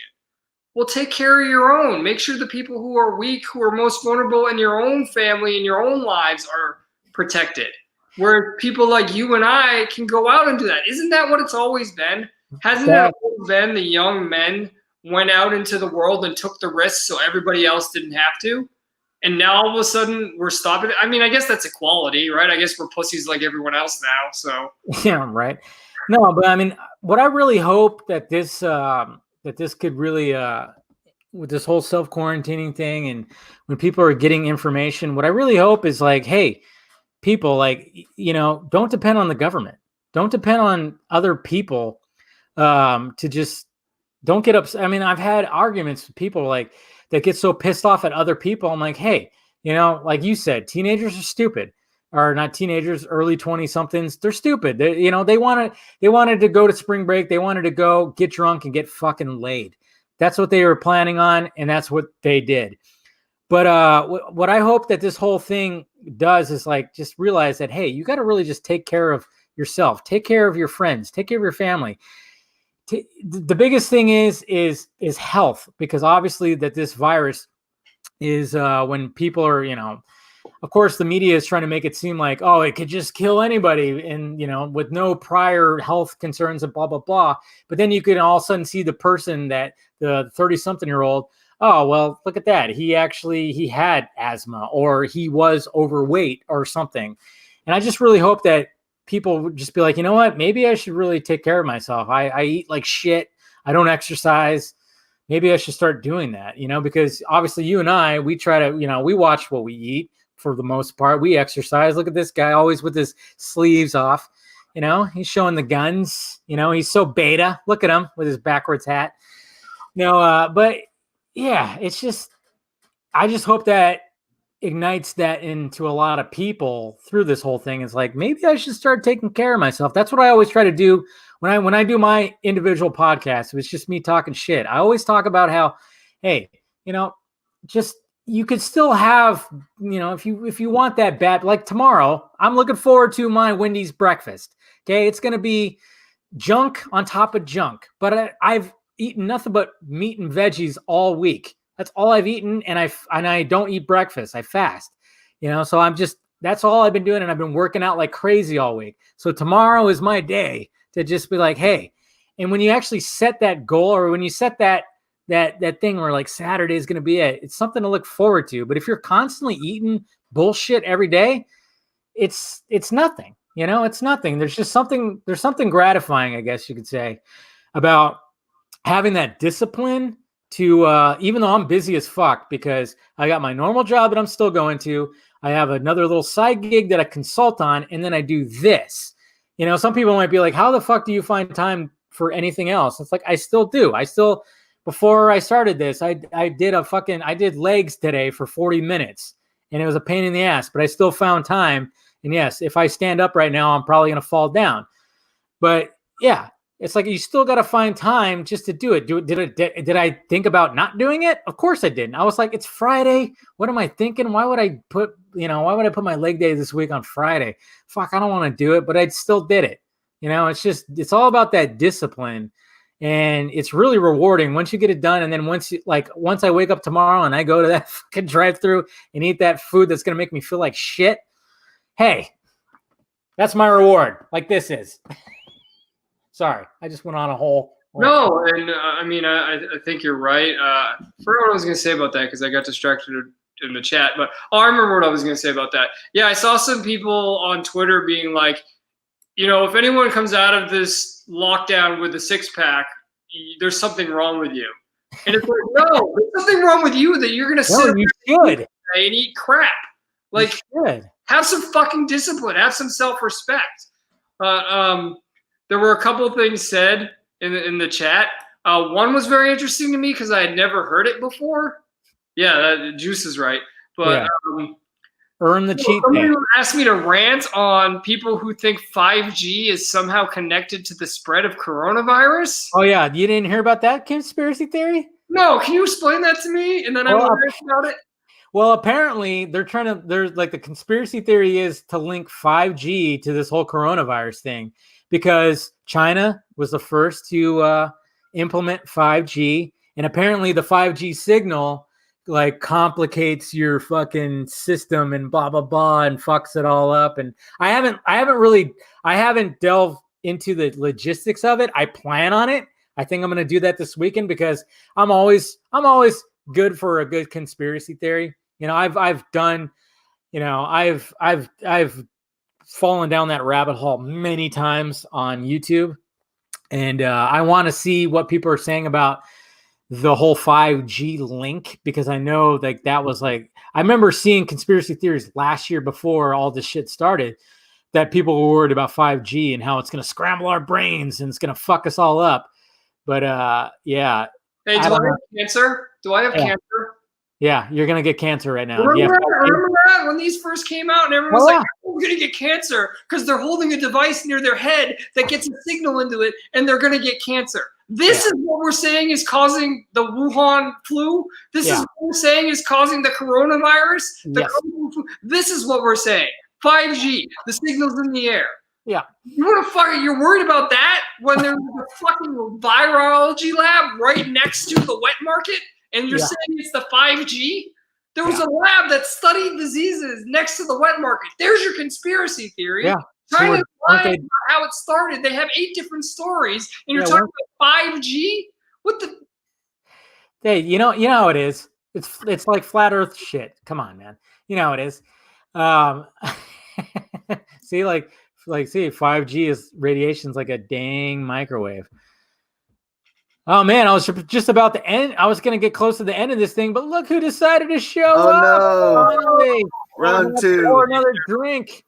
Don't look at my beard. No, yeah. Well, Steven obviously puts our fucking facial hair to shame. I feel very emasculated right now. We're just talking. You're a little out of focus there, Steven. Like hold your hand up. There you go, or do something. Up. It's just how I look now. Yeah, I have the coronavirus. Oh, is that what it is? That's weird. I was in focus a second ago. There you go. It's getting better. There you go. There you go. Yeah, just like take your hand and just move it back slowly like that. Usually that helps. What the hell? Am I really dark? There you go. You're good. You're good. Okay. It just took you, doing that little. All right. Well, I'm gonna add a little bit more to this because now that you're here, I think we can talk a little bit more. But obviously, I mean, you probably been kind of up to date about what we've been kind of going back and forth between Snyder stuff and coronavirus stuff. So go ahead. So all the conspiracy. All I know is that I got on right as you guys were talking about the 5G. And it was the first I heard of it. I had never heard of it before. Well, it's so I haven't looked into the details of it just because it doesn't pass the sniff test. I will if I have time, just because I'm interested in that stuff. But the notion of I'll have to fix that. The notion of a contagious pathogen, or it's not it's a virus being created by radio signals is very. Like, if it was 5G, then it would be spread via 5G, not spread by the people who were exposed to 5G. Like, I don't get how that works. What this guy said in the chat, Integrity 101, said that 5G has been proven in a court of law to be unhealthy. I don't know. What does that mean? Does anyone know what that means? No, and who said that? Like, who proven by who to be what? I'll be right back. Oh, damn. He's already gone. He's got weird noises in the background or something. Yeah, it gives us superpowers. I thought radiation gives us superpowers. Yeah, I don't know. In the court of law? Right here. Except for what does unhealthy mean? Like, everything's unhealthy. Like, hey guys, people out there, I'm going to teach you a lesson right now. Everything kills you. Everything you're doing in life will kill you. I mean, that's why when you go to like public spaces or like stores or something, there's like a sign that said, hey, there are chemicals in here that may give you cancer. You know, there's stuff like that. I mean, everything is out to kill you. I mean, just to put it bluntly, you know, when you go outside, you get in your car, there's so many things that can kill you, but guess what? You just got to like live your life, and odds are not going to kill you. Take care of yourself. Helps, of course, like we were saying. But I've actually went down the rabbit hole on cell towers and stuff like that. The stronger signal. I've heard stuff like all the cell towers that we have in the world are fucking up like the birds' flight navigation because they listen to the pulse of the earth. I've heard of stuff like that, but that makes sense. It's literally a vibration in the air. Yeah. So I mean that does make sense. I mean, I've seen where people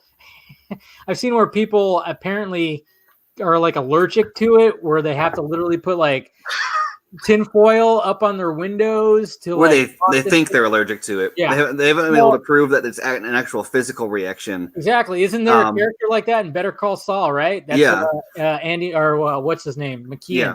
His character. The brother. He thinks that the cell phone signal is fucking killing him. Yeah, exactly. Yeah, today, did you see the fucking guy? He goes, "What if oxygen actually kills humans very slowly, and there's another element that keeps us alive forever?" What? I don't know which one you're looking at. Miguel. Right here. Right here? Oh no, not that one. Miguel Macias. Miguel, I can't. It actually kills humans very slowly. What if oxygen? There's another element. Well, I mean, oxygen is only like a small part of what we breathe, right? Isn't it mainly nitrogen that we're breathing? Well, no, it's like the what's the old joke about dihydrogen monoxide and all the people that die every year from dihydrogen monoxide exposure.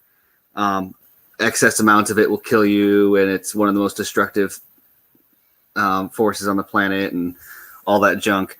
And it's dihydrogen monoxide is water. It's 2 hydrogen, one oxygen. Clay has a point. I mean, it is fucking out of went around and did a petition to get people to ban dihydrogen monoxide, right? Is that what Stephen? Yeah. Yeah. I don't know. It's all crazy. I mean, everything has a conspiracy theory. And if you really like I mean, I remember when I watched Loose Change, the 9/11 like doc way back when. I remember standing up being pissed, like, oh my god. I mean, there's still things that I can question about 9/11, but man, I remember watching that back in whenever the fuck that was, Well, 2005, 6, 7, and I was like, God damn, fuck this country. This country sucks. I was like one of those guys, and then I just, I grew out of that. I grew out of that. I'm like, come on. Well, it's one of those like there are some fair points in that. The one that always got me with that though was I never know what the context was. I thought it was a companion series or done by the same person or whatever, but the one called Zeitgeist, where I think it was the Loose Change guy, but it was all about like religion basically. Oh, and which that's going to be a divisive, or nobody's going to agree on that anyway. But the approach that he took to it was by like you comparing like all the astrological, like the zodiac stuff, to like Christian myth, and he'd be like, "Oh no, if you see in the Bible when it talks about Jesus being the sun, it's actually talking about the sun SUN in the zodiac, and it will rise in the." And it's like, no, you're taking English translations and then finding an antonym for an English word that was originally created in Hebrew, and then translating it, and then being like, "Oh, my mind's blown." It's like, no, you're just being stupid because you know nothing. Like that's what you're doing. The fucking chat thinks I'm a conspiracy theorist now. Call me Alex Jones. Alex Jones. It's is friends with Alex Jones. He put the sunglasses emoji though. He's just fucking with you. Don't worry. I know. I'm playing. I'll post the comment section about ooh. Yeah, I mean, I've even taken the rabbit hole down with the flat Earth thing, and it's fun. I'm still not convinced anyone believes that unironically. I'm convinced that it's all ironic. I think they do. I don't know, man. I mean, I've watched some videos, and like some of these guys really believe it, and I'm like, and when they put out the information, I'm like, if I were a Looney Tune like this person, I could see believing that. Well, it's almost like it almost is religious though, if you think about it. Some of this shit. My questions with ones like all of these ultimately are supposed to have a purpose, right? Like they drive you to vote a certain way or to support a certain person, and like the flat Earth one, like what's the point? Like, so what if it's like, how does that change any way you behave? So NASA is lying, I guess. So I guess maybe they're stealing your tax money. Like right. What impact does whether or not the Earth is flat or not have on your daily life? They want to believe that they're in the Matrix. I mean, and hey, we very well could be in a simulation. Who the fuck knows? Well, to take a quote from Cypher, if the steak tastes like steak, ignorance is bliss. Do you like?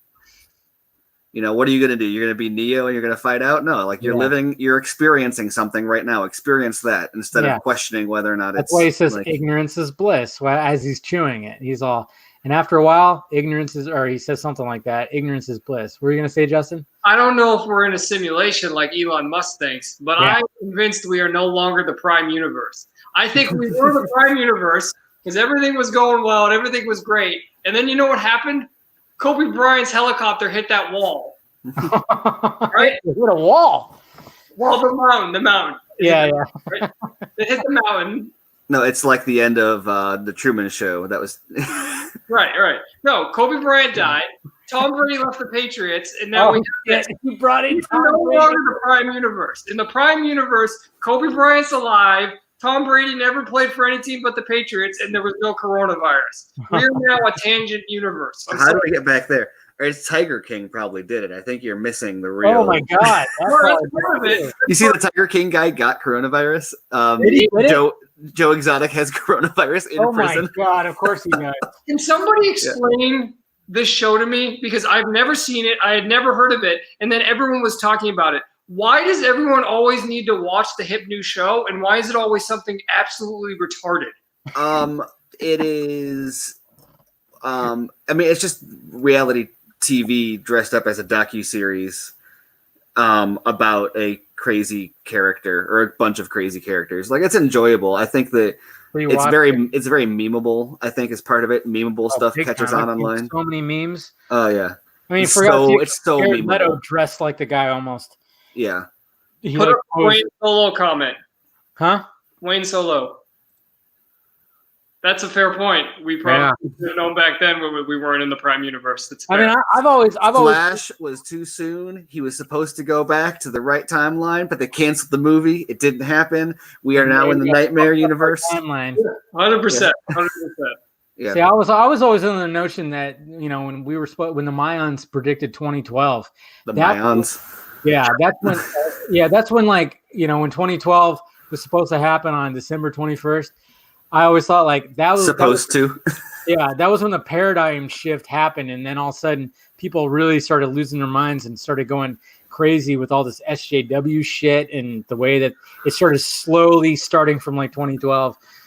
But that's just me. Well, it's nobody can. Everybody, I don't know.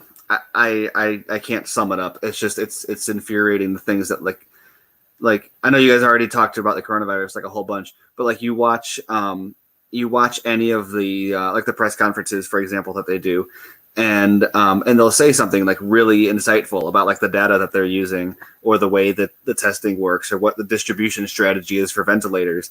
And then Trump is someone told me I'm number one on Facebook.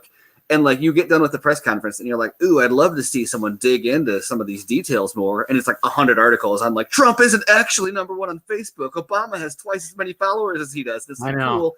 What about the virus? What about what Dr. Birx said? That was cool. Why don't you talk to her more? I know. Oh, no, we got to jump online and count how many followers Trump has versus Obama because that's what everybody cares about right now. That's what's frustrating when I'm it's every other day seems Trump just he got all pissy with this reporter. And I'm another one. And then I see the video, he gets pissy and I'm okay, there's Trump. Yeah, he does that. He gets a little hot-headed. But then all of a sudden I scroll down and I find, here's a video that shows 3 minutes before that. And that reporter is constantly trying to get this reaction out of him. Exactly. Or the one that he called him patty cake or something like that. I didn't see that one. It was last week, I think. But they were trying to get him to say, they said, can you promise that every American that needs a ventilator will get one? And it's what? How do you promise that? Exactly. So what, are you going to say no? Or are you going to say yes? And then in a few weeks, they're going to be you promised. No, you're not going to promise that. It's or so I don't know. I intentionally stay out of a lot of politics stuff, not just talking about it, but also I don't follow it. I'm aware of it and I'm not uneducated on political stuff, but I don't follow the day-to-day, because it's not much different from reality TV. I don't need to watch during the virus. I think it's way more important, but on a day-to-day basis, I don't need to know what Trump is tweeting. I don't need to know whatever. But so as a result, I'm not really familiar with Jared Kushner, for example. So I kind of just took the whole nepotism thing at face value, oh yeah, of course Trump is going to put his what is he, his son-in-law gets all sorts of special privileges and he's not actually qualified, and yeah, I'll buy that, whatever. I know people whose parents have owned companies and then all of a sudden he was on one of the press conferences because he's heading up a lot of the FEMA stuff, and I was oh, this is going to be a meltdown. And he was one of the more competent speakers. I'm going to get trouble for this, but he was one of the more competent speakers at the press conference, and he was answering questions that people haven't been able to answer yet. And the biggest one, and this is the one you'll see going around on Twitter, is where he's talking about oh, that's the federal stockpile, that's not for the states, that's for the government. Yeah. And it's insane that people don't understand. It's just a basic function of how the federal government is not responsible for taking care of people in Illinois, or taking care of people in California, or taking care of people in New York. Illinois takes care of Illinois. California takes care of California. New York takes care of New York. The federal government aids them in doing that. And so, no, they're... Huh? I said blasphemy. Yeah. And so when he says that's our supply, what he means is we will distribute that as needed. But if it's Illinois' job to have a supply of ventilators, if they don't, then sure, the federal government can help them out, but they're going to be competing with everybody else. And so they're pointing this out as if oh, Illinois is not prepared. And it's, yeah, because Illinois is a shit show. I moved out of Illinois for that reason. They are so far in the hole they've been handing out pensions to like bus drivers in the city of Chicago. If you drove a bus for like a week in the city of Chicago, you'd have a pension. What the fuck? And they can't solve it, and they're not willing to cut the budgets because they'll have to cut entitlements, and nobody wants to cut entitlements. That's why everybody is in the office there in the first place. Yeah, Russ, that's the hilarious part. Is I saw someone tweet that Kushner quote, and they said they used the word federal in their criticism of him. They're like, oh, when the person elected or the person nominated to run the federal response program doesn't understand how the federal government works. I'm like, no, literally, he's talking about federalism is what he's talking about. And like it's like you're using the word like what's the Princess Bride quote, like you have the word, like that is the exact right word, you just apparently have no idea what it means. Yeah, well, I mean, it was really I mean, you really saw some true colors when, what was it, the mayor or the governor of Baltimore was like, hey everybody, can you stop shooting each other? Okay, stop shooting each other. Okay, just please, all that shooting that you guys really do, we need to stop doing that right now because we need the beds for coronavirus people. It's like, what the fuck? You really just said that right now? That just shows you that your city is fucked up. I mean, come on, man. If you're telling your citizens to stop shooting each other, I could not believe that when I read that.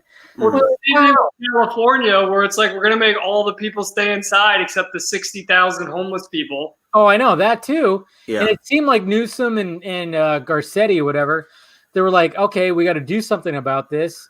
And nope, I don't think they have. Even where I live, people shooting people from Baltimore and bring them to Southern California. Problem solved. There you go.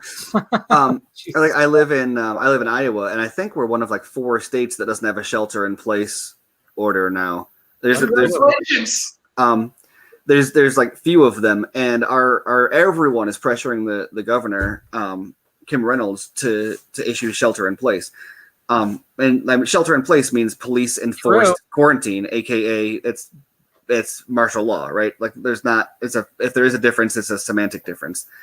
And it's insane that there's all this pressure to do that because like I support social distancing. I was doing it before most other people were because I felt sick right before they started becoming like a government recommendation, and so I've just been basically quarantined since then.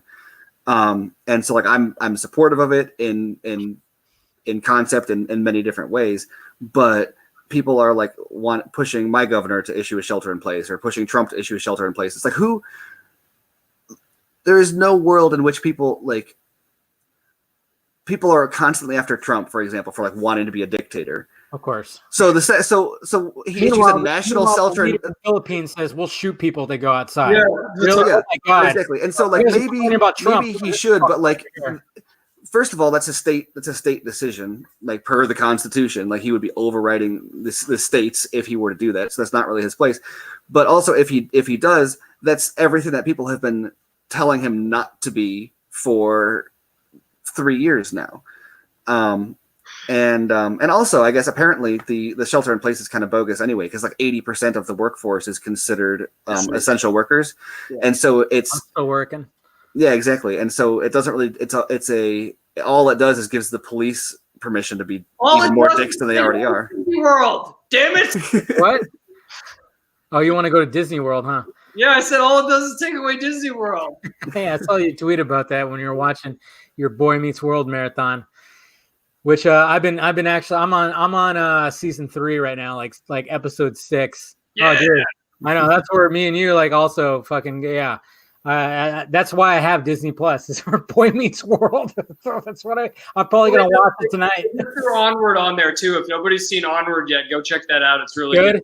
Out in theaters. It's tremendous. Oh wow, interesting. No, but yeah, like you said, Steven, it's like everybody. It sucks that.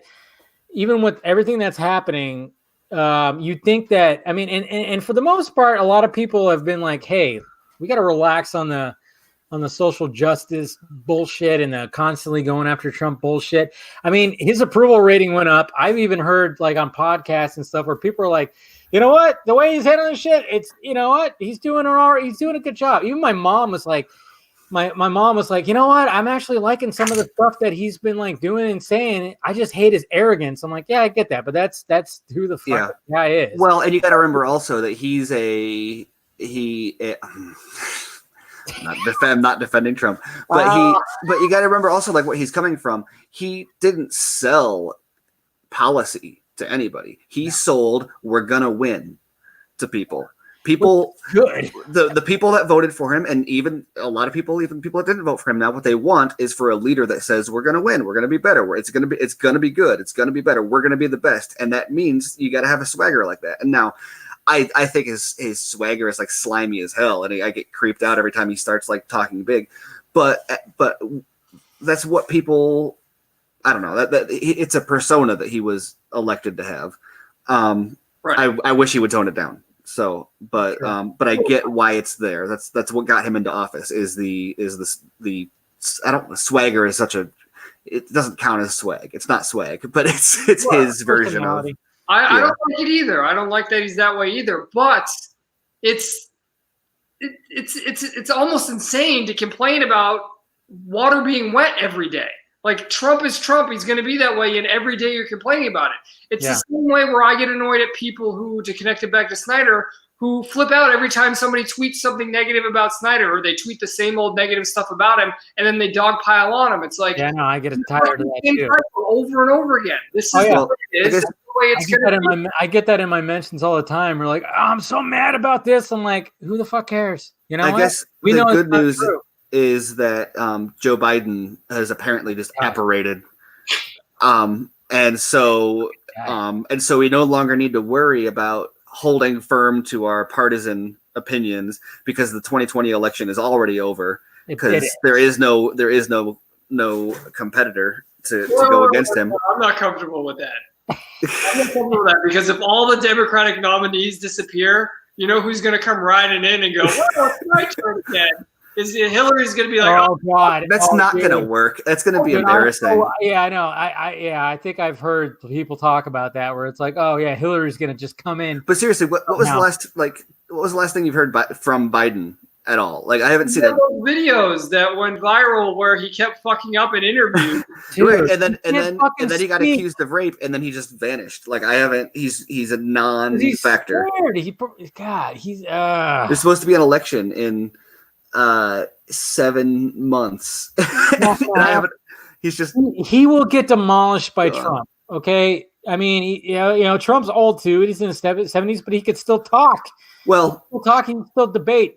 Biden cannot. And taking any sense of like partisan, like forgetting like what policy is right or wrong and all of that out of it, speaking strictly political tactics, the decision to make the virus the line that they're going to draw to like prove it's like the last stand defense against Trump was really, really stupid because they're throwing up all these numbers. Oh, he's going to kill 1 million people. Oh, he's going to kill, and they keep on having to roll down the number of people that are going to die because of it, or they keep on, oh, he didn't do enough, and now it's like, well, he did this before anybody else, he did that before anyone else, and now it's like you look at, for example, the deaths per capita. The United States has fewer deaths per capita than any, like, I think almost every country with socialized medicine is in front of us on that. I mean, we're the only country with like a privatized healthcare system really at all. So I think Germany has fewer deaths per capita and South Korea has fewer deaths per capita. Now the number of cases, that data is just not bogus, but it's useless because that's just entirely dependent on how many tests have been run. But everyone that is dying, we know if they have it or not because they're testing. Those are the people that are being tested. And so the Democrats pinned the election on a temporary thing that's going to be over probably before the election. Yeah. And now it's a call on his like ability as a leader, and we're going to know by the time it's time to vote, right? We're going to know how well he did, and if the deaths are below whatever the fear mongering was against him, if we come out of this better than other countries that we've been compared to, like we probably will, other than South Korea, unless it turns out they've been like lying about their numbers. They're really the only country who's like They kicked ass. Who is shaping up drastically better than us. And nobody's projecting it's going to last beyond November. You guys were just saying, I think June. I'm sure there'll be repercussions, but things will be on the way back. And if you also notice the language, people are starting to refer to him as a wartime president. So he's an incumbent wartime president. Wow. Coming off of a victory against coronavirus that's massively better than anyone would suggest he was going to be. I don't know. I think the second they made that like a moratorium, the second they made the virus like the moratorium against his leadership was the second that they lost. They would have been so much better. I don't know, running on like actual issues or I don't know. It's all. I mean, the way I look at it, I even talked to my dad. My dad is Mexican and he's full on conservative. Voted for Trump. That's right, motherfuckers. I know people are like, can't believe that. I mean, I've literally had people say like, dude, your Mexican side of the family should watch out. Trump's after him. I'm like, a lot of them voted for him. What the fuck are you talking about? Shut up. And we were talking about because he called me because he was working and he just wanted to check up and see how I was doing. And we had a nice conversation. And we talked about, a lot of things I agree with him on stuff. I guess I could say I have a conservative side, but then there's stuff I don't agree. But we were talking about how all this stuff is coming about. I mean, for instance, like it's like the media is constantly trying. And I've even seen that with these conferences. It's like when Trump gets frustrated, he always says that. You're just trying to get me. You're just trying to get me. That's what you're doing. You're trying to get me because he's so fed up with the way that they're asking the questions.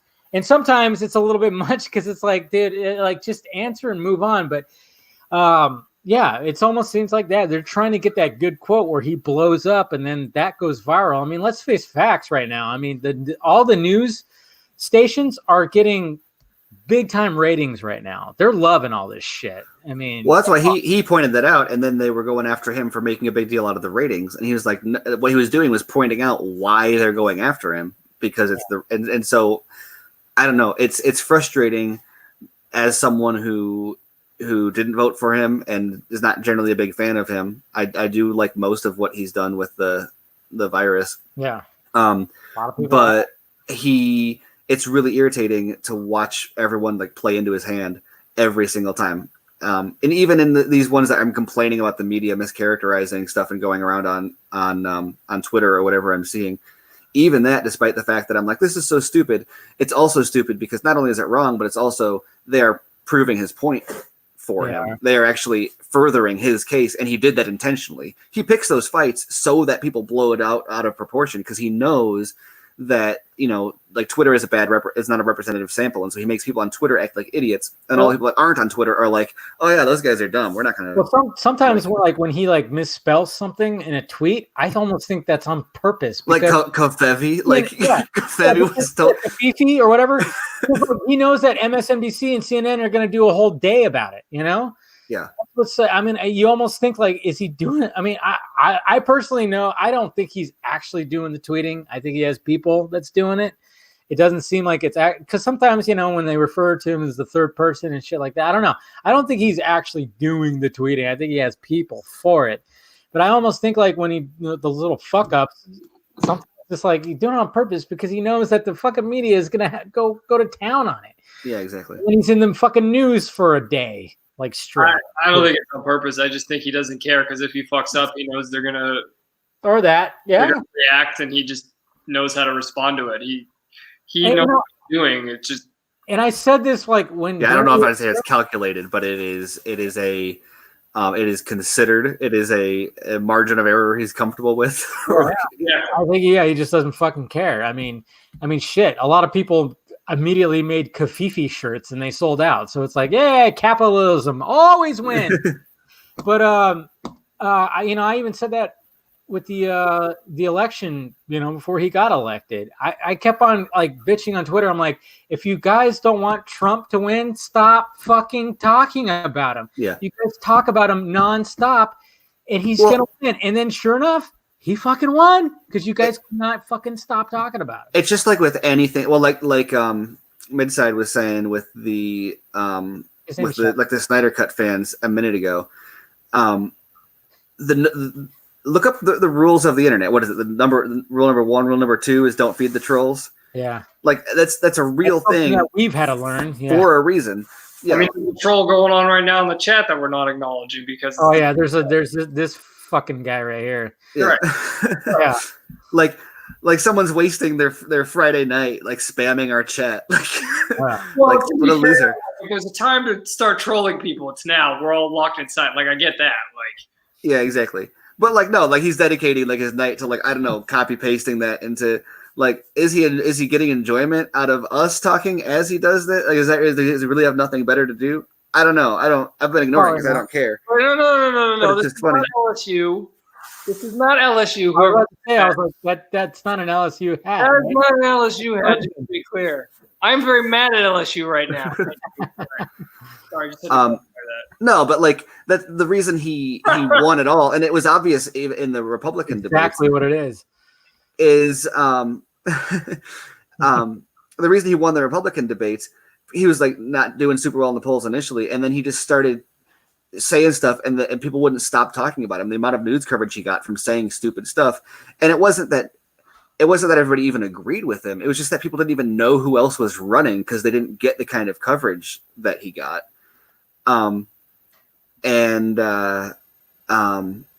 it's just the same thing like in general on the internet with trolls. Is just like literally even if you don't agree with something, like your time on the internet spent arguing about anything, attempting to change anybody else's behavior in any way, shape, or form, 99% of the time, I can guarantee you're wasting your time. Spend your time doing something that's going to benefit you, that's going to change your life, that's going to advance your interests.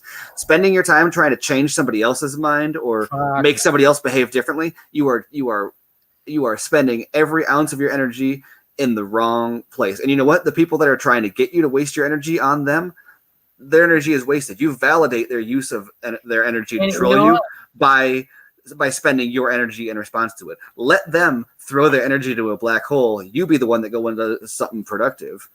And like meanwhile, they're there like sending you, stupid memes or trolling you or whatever. You don't even need to block them. Like who cares? Just ignore them. Like what are they? It's words on the internet. Like and you know what? I mean, when you look at all that, it's very easy to just be like, there's something that's triggering, and this is what the media knows, and this is what that's been shown in like data and whatnot. Even when it came to like the last election and everything, it's like it wasn't. I mean, I remember people kept saying like, oh no, Trump was colluding with Russia, and that's why he won, and there was all this. But I was like, no, I think when I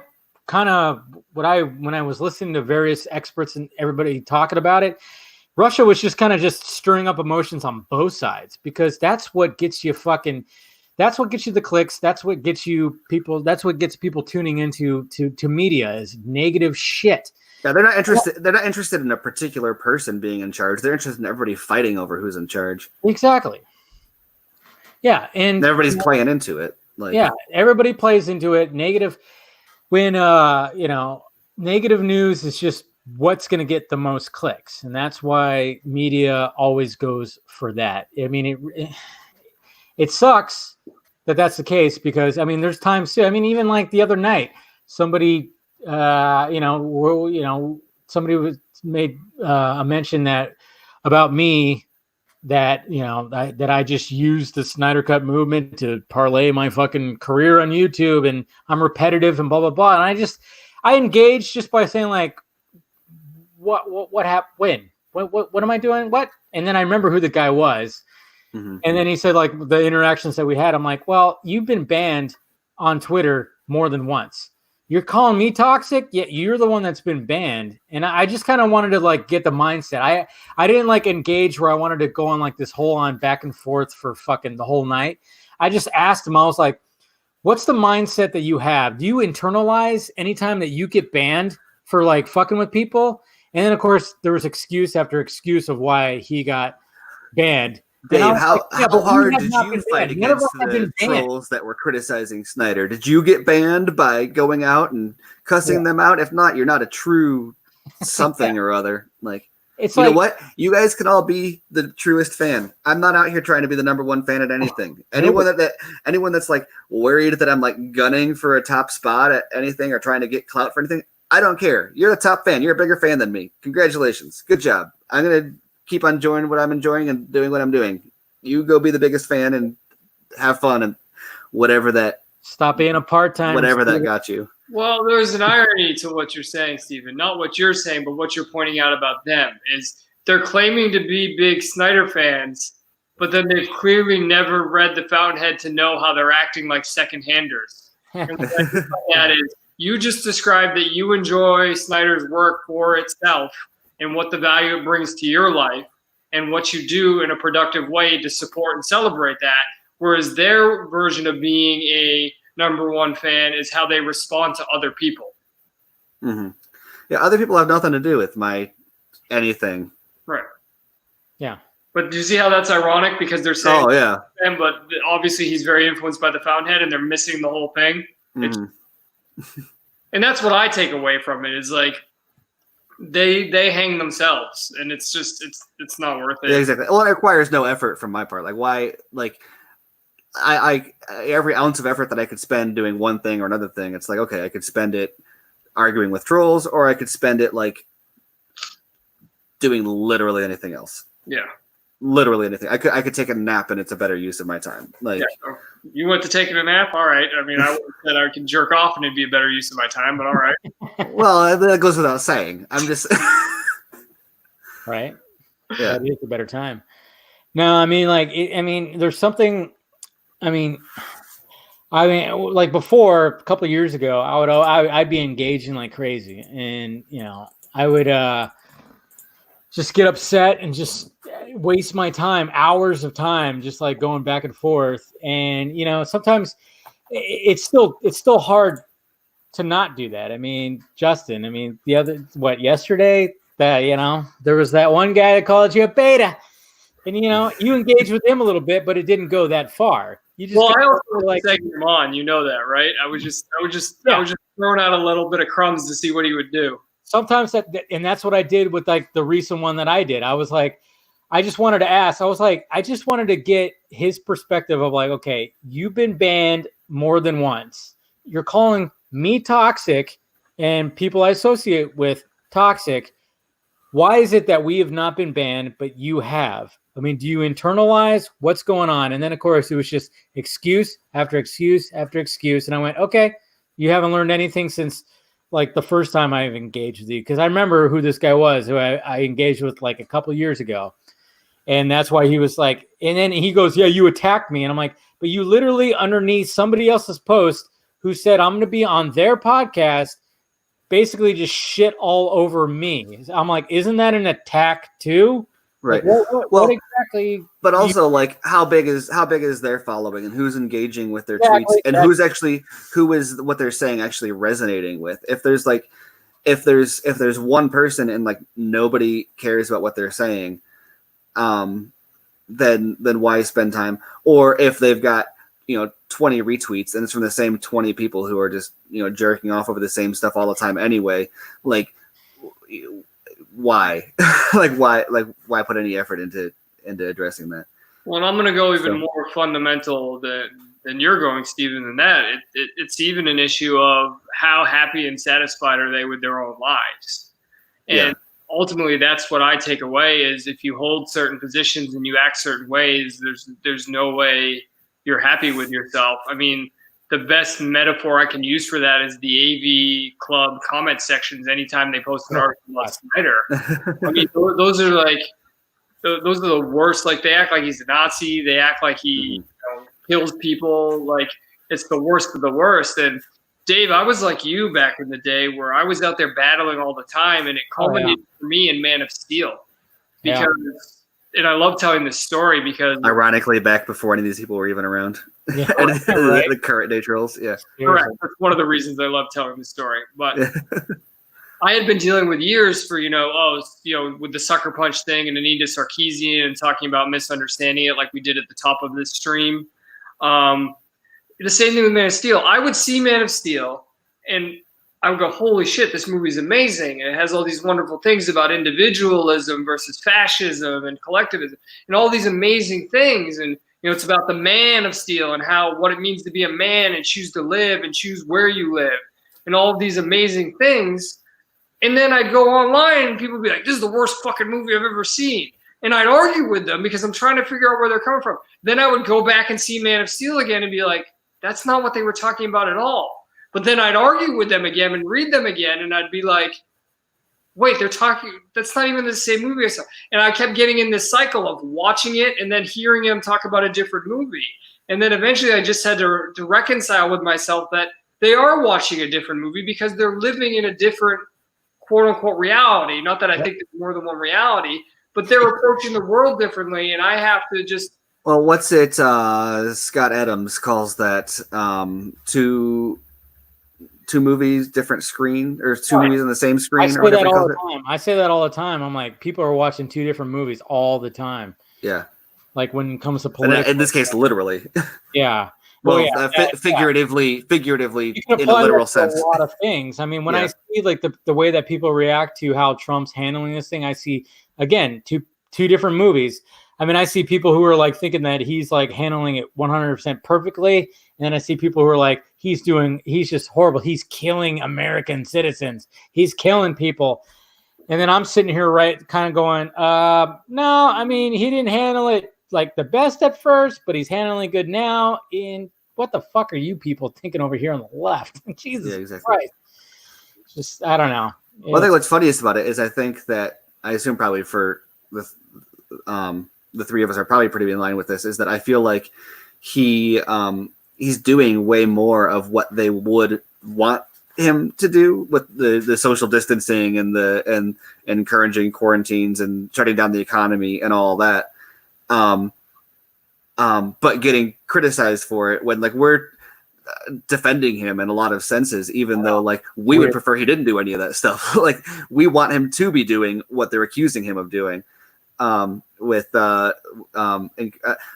shouldn't say we want him to, because like the social distancing and when you stop all of that is a complicated discussion, but you can't just stop the economy and expect it to not have long-term repercussions that are more severe than the lives that are lost, or not even that, but the actual lives lost, like the fact the healthcare system that we have to take care of people, or the ability that people have to provide for their own health, all of that is tied up. Like the economy is the same thing. You can't say like on one hand you have deaths and on the other hand you have money.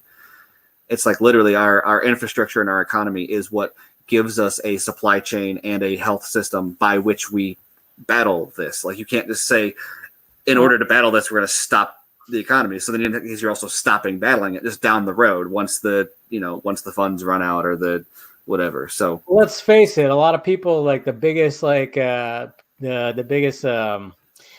people that really hate the man. I mean, let's face it, they're really bad at math. They're really bad at math, and I kind of pondered a question because I know who you know who I'm going to be talking about, Steven. Snyder. Huh? Sorry, what?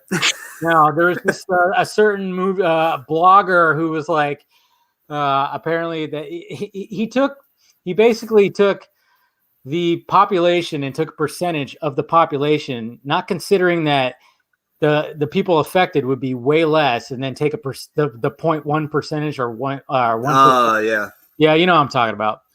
And I couldn't help but be like, wait a minute, you're assuming that the entire population of 330 million people are going to get the coronavirus, and then like you're thinking that this administration is okay with like 3.3 million or 6.6 million, or they're okay with them dying. And I'm like, not just that, but exclusively so that billionaires can keep their yachts. Yeah, that's the dichotomy that we're working with. Is on one hand you have billionaires with yachts, on the other hand you have grandma dying, and like there's no middle ground. It's like we're gonna let grandma die so that billionaires can keep their yachts. That's the only purpose of like when they teach economics, do they teach it the fact that it's not economics is not money? Like economics is not like finance. Economics is something entirely different. Economics is management of resources. Yeah. And yes, that includes health.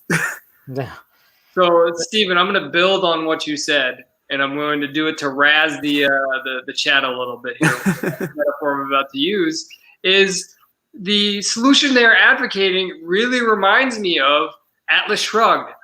One of the big things Atlas Shrugged is their solution to the world collapsing is let's just pause everything.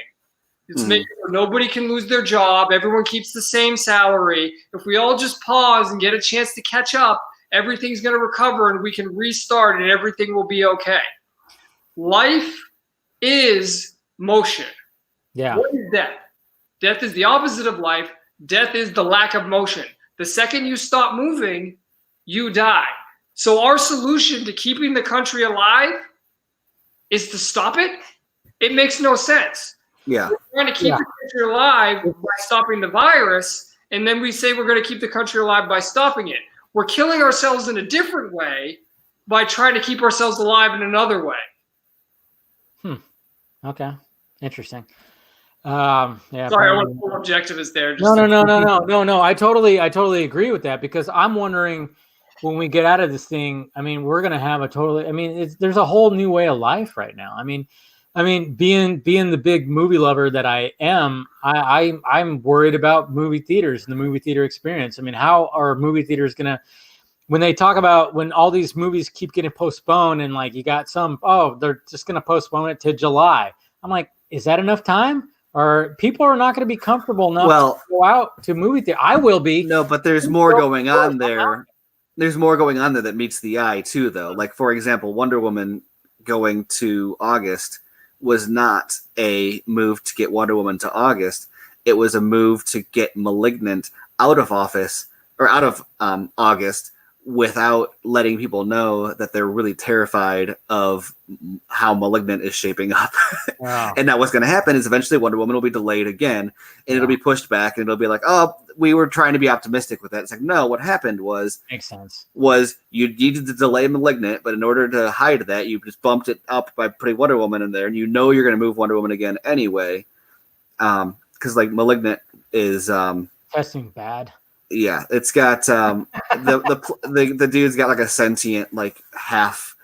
But it's James Wan, dude. Well, I based on the fact that it's from test screenings, and the concept, he's got a evil twin growing out of him basically, and that's gonna until there's like finished CGI on that, there's no way that's not gonna be hilarious. Yeah. Like I'm sure an early test screening is gonna be like a dude's got like a blue patch and like motion capture dots on him, or like maybe a really bad puppet. If like it's gonna be hilarious. I don't know. I trust in James Wan, and I mean I even heard that Hereditary like test screenings got fucking laughs on that with like certain things that happen in there. Yeah, exactly. Well, because horror movie test screenings are bogus because you don't sign up for a test screening. You go and you have no idea what what they're gonna show. Exactly. And then they'll show you like a half finished horror movie where like the effects aren't done, the color grading's not done, the editing isn't super tight, and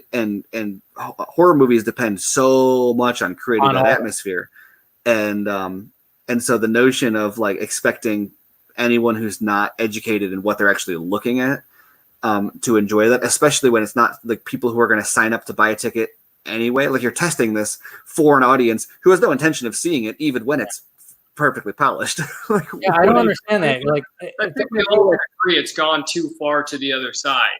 And what I mean by that is when you create a product, the idea is that you believe that product is so good, you're going to sell it to the world. And because it is good, they will buy it.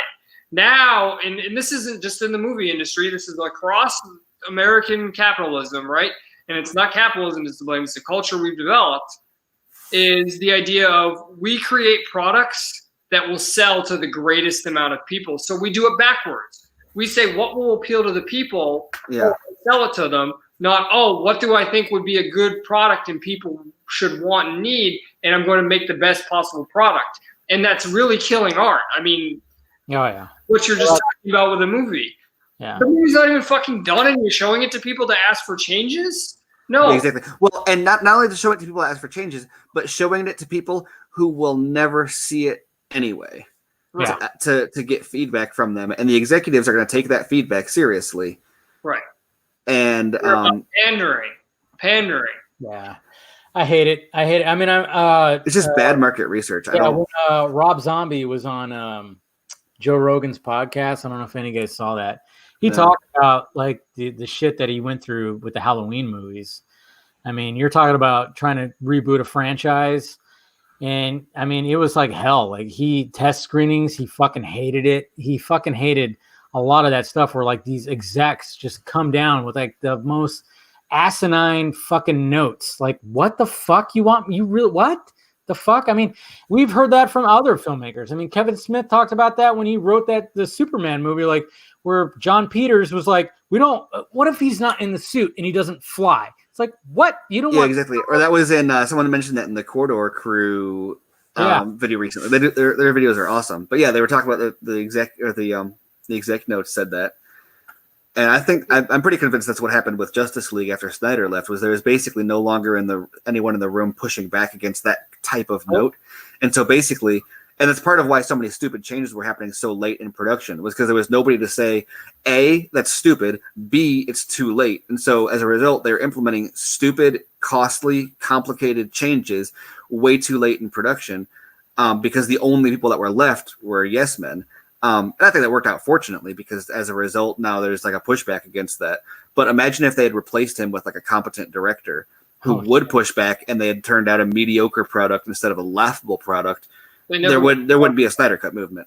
Probably. They never would have done that. They weren't looking for that, and nobody in Hollywood would have been stupid enough to take that role. People would know who Zack Snyder is, and if they saw he got fired, they would not be stupid enough to take that role on. It never happened. But I get. Well, I'm sure they interviewed people and they were like, "Oh, you're not bumping the release date back?" Yeah, no, I'm not touching that. Yeah. But Joss was like, "Yes, I haven't had really." I think they promised him the Batwoman movie is what I think happened. Yeah. Well, I think they told him your name isn't going to be on it, and which people throw that around all the time. Joss Whedon is not listed as the Justice League director because per the DGA, Zack Snyder directed 100% of principal photography, and his name can't be removed unless he denounces it. If he denounces it, and I don't mean denounces it as in like says I didn't direct that. I mean like requests for the DGA to remove his name. I don't know what they do now. They used to list Alan Smithy as the director when that happened. Apparently they don't do that anymore. But it will not default. Like there is no universe based on the way the DGA works that Joss Whedon is listed as the Justice League director. So he took the job knowing it was going to be credited to Zack Snyder, and then he was promised Batgirl or whatever in payment. And so they're like, "Look, you'll be he's been a script doctor his whole career, right? He wrote Speed and wasn't credited for it." He punched up Toy Story. Yeah, well, he's credited for Toy Story though. Yeah. But he's punched up a bunch of stuff though that he didn't get any credit for. And then and so he did, so his name wasn't on it, and he was given another movie in exchange or whatever. I just don't know if I think he and a whole load of money too, presumably. Well, and I've always suspected, and it's hard. I've never really heard anything from like his side of the story. So we hear a fair amount from like Zach's friends and crew and stuff, but you don't really hear anyone that's like out there trying to defend Whedon. And I'm not necessarily trying to defend him either. I don't think he should have taken the job, but I've always suspected that he was told the same thing everybody else was initially. Everyone was told this movie's almost done. We just need someone to get it over the finish line. But what happened is those exec notes started coming, and there was nobody to say no to him. And so all this stuff started getting implemented late on. I don't think that the second they told Zach leave, they had this blueprint for all these changes they already wanted to make. I'm sure maybe to some extent, lighten up the color, all this other stuff. I agree with you on one point. What? I think they brought Joss Whedon in and they said change the Superman story. That's what happened. I think I may have talked to you about this before. I think I realized the one thing that made that Snyder would not back down on, and I think that's why he got fired. And I think they brought Whedon in and they say, we want a more hopeful, optimistic tone. We want this kind of Superman. So that's what you're you're going to do. And I think he came back and said, this is what I have to do to fix this movie. And then they gave him the notes on that. And that's why there were extensive reshoots, because it was originally just going to be small reshoots. Because I think they probably thought it wasn't going to take much to change it. Well, and there is a way to do what they tried to do. Like, look at Rogue One. I think Rogue One is the best of the Disney Star Wars movies. Yeah. And I think Solo is arguably second best. I mean, I think The Last Jedi is better made than Solo, but I think that Solo is one of the is second or third of. I know it's not as popular, but I think it's probably going to age better overall, especially with the way people reacted to Rise of Skywalker. Yeah. They reshot almost 100% of Solo, and Rogue One got a pretty significant overhaul. But with Solo, they had time. Yeah. They had a competent director, like who Howard is like a experienced, like, yes man is the wrong term in this case, but he's someone who can go in and get a job done on time, on budget. Like, that's just what he does, right? Maybe it's not flashy or it's not, going to win Best Picture, but it's gonna be a competent job and come in on time and on budget. So they brought him in with time to do what they were asking him to do. So much of it is done in post anyway that they didn't need to like put anything else on hold. They could work on all that at the same time. And they were able to make it look good. The difference is when Whedon comes in on Justice League, he's cutting down all this stuff. Like for example, the 2-hour mandate. I don't think that he agreed to a 2-hour mandate when he took the job. I don't think that was it. I think that appeared in the editing room later on. That alone screws up so much stuff. God damn. On top of the other reshoots that are happening. And so one by one, these different executive notes, there was nobody to say enough is enough, all piled up into what Justice League is. Right. I agree with that. I think they said change the Superman story. He shot a bunch of stuff. Then when he came back to the editing room, that's where you lose all the cyborg stuff and everything else as well. Yeah. Can we just have Superman carry a big apartment building? We won't have to care about the physics or anything. Just he's just carrying a building. Well, the funny thing about that is what the implication is that it's full of people, right? Where it's like they have the Russian family, but they're like, well, we need more people, but we can't like cast enough extras to fill the scene. So we'll just have him carry an apartment building. Like that's you can see the note writing itself. Like it's so bad. And then he had John's like fucking tweet out, "Oh, you're gonna have to revamp your list about Superman and his rescues." I'm like, people still fucking retweet that, like talking about how that tweet did not age well. I don't even know what I actually think that whatever Johns was referring to got cut. Maybe. I think he was referring to something. I think that he fell prey to his own machinations on that one. There was supposed to be something in there that was more epic for Superman, but they didn't have time, or it didn't work because of the mustache, or it got cut because of runtime. Or one of the many things that they went through on that movie, and as a result, it looks like he's nobody's proud of that movie. Like at the time, they thought it was releasable for whatever reason. But like nobody, if you were to ask him like what Superman moment in the movie were you talking about when he said revise your list, like he's not going to answer the question. He's going to deflect. He's like nobody's going to point to that as an example of the way Superman should be in any way, shape, or form. He's gonna be like, "What are you talking about? I wrote that. I'm a big fan of Justice line. That was me. That was me." All right, guys. I think we're gonna wrap it up. We're 2.5 hours in. Yeah. Well, sorry for coming in at the last second and doubling your runtime there, but I'm always welcome to a long stream. It's always awesome. You guys need somewhere else to be? Yeah, I know, right? Yeah. No. What are you talking about? I gotta self quarantine and chill with myself. But cheers, guys. I appreciate you guys clicking in. Subscribe or follow Midside. The Midside, he's got a podcast. Go ahead and promote yourself, Justin. Yeah, people were asking before. The podcast is called Welcome to the Midside. You can find it wherever podcasts are streaming. My website is themidside.com. I've got a couple of YouTube videos up as well. Well, I got, I think, one up right now, my Dawn of the Dead one. They wouldn't let me put my 300 one up, because there was a lot of footage from the movie, and they were like, "Oh man, this is a copyright strike." So I had to go somewhere else. I forget where it is, but that's a good one too, though. So Yeah, should definitely look for it. the Watchmen one too, unpacking the differences between Snyder's ending and the endings in the book and what the philosophical implications are. So that'll be coming soon. Nice. A lot of time now in lockdown. So yeah, that's where you can check me out. Midside on Twitter, Midside on Instagram. Welcome to the Midside, wherever podcasts are streaming, themidside.com. Cool. Go ahead, Steven. Promote yourself too. I'm Steven, guys. My right there, that username, you can find me most places. You can find me at screenrant.com, and I also do a podcast called BVS by the Minute with Andrew Dice. We're breaking down Batman v Superman 1 minute at a time.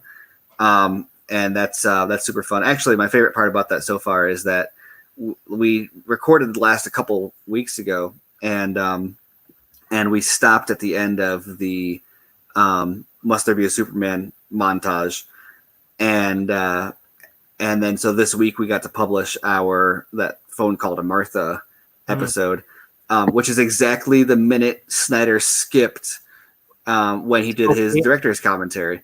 Yeah. So we filled in the blank there. And then the thing that I forgot about that Dice put in as his our little stinger at the end is that we took a break between episodes so he could go pee. So it's like, I don't know, it fits very well. It's almost like Snyder directed the podcast. Poetic. So, yeah. Anyway. Well, awesome, guys. Make sure you guys follow these gentlemen right here, and of course, you know where my shit's at, down below. And like I said, I'm gonna shoot for doing another live watch tomorrow. I think we're gonna do some Dawn of the Dead. That's what I planned on doing at first, and then it went to BVS. And then when we found out that Snyder was gonna watch BVS and commentate, I was like, all right, let's do Man of Steel, which was a lot of fun. And I think I'm gonna do Dawn of the Dead, and then look forward to Justin and I doing a live watch of Sucker Punch. Yeah, because he is super pumped for that. And so am I, because I haven't watched it in a while, and it'd be nice to actually have somebody else to that has a lot of knowledge of that movie, and that could educate even me too, because I need some education on that too, to watch that again. So look forward to that in the next coming weeks. And all right, cheers, guys. Appreciate coming in. Peace.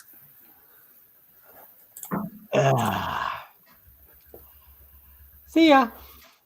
All right.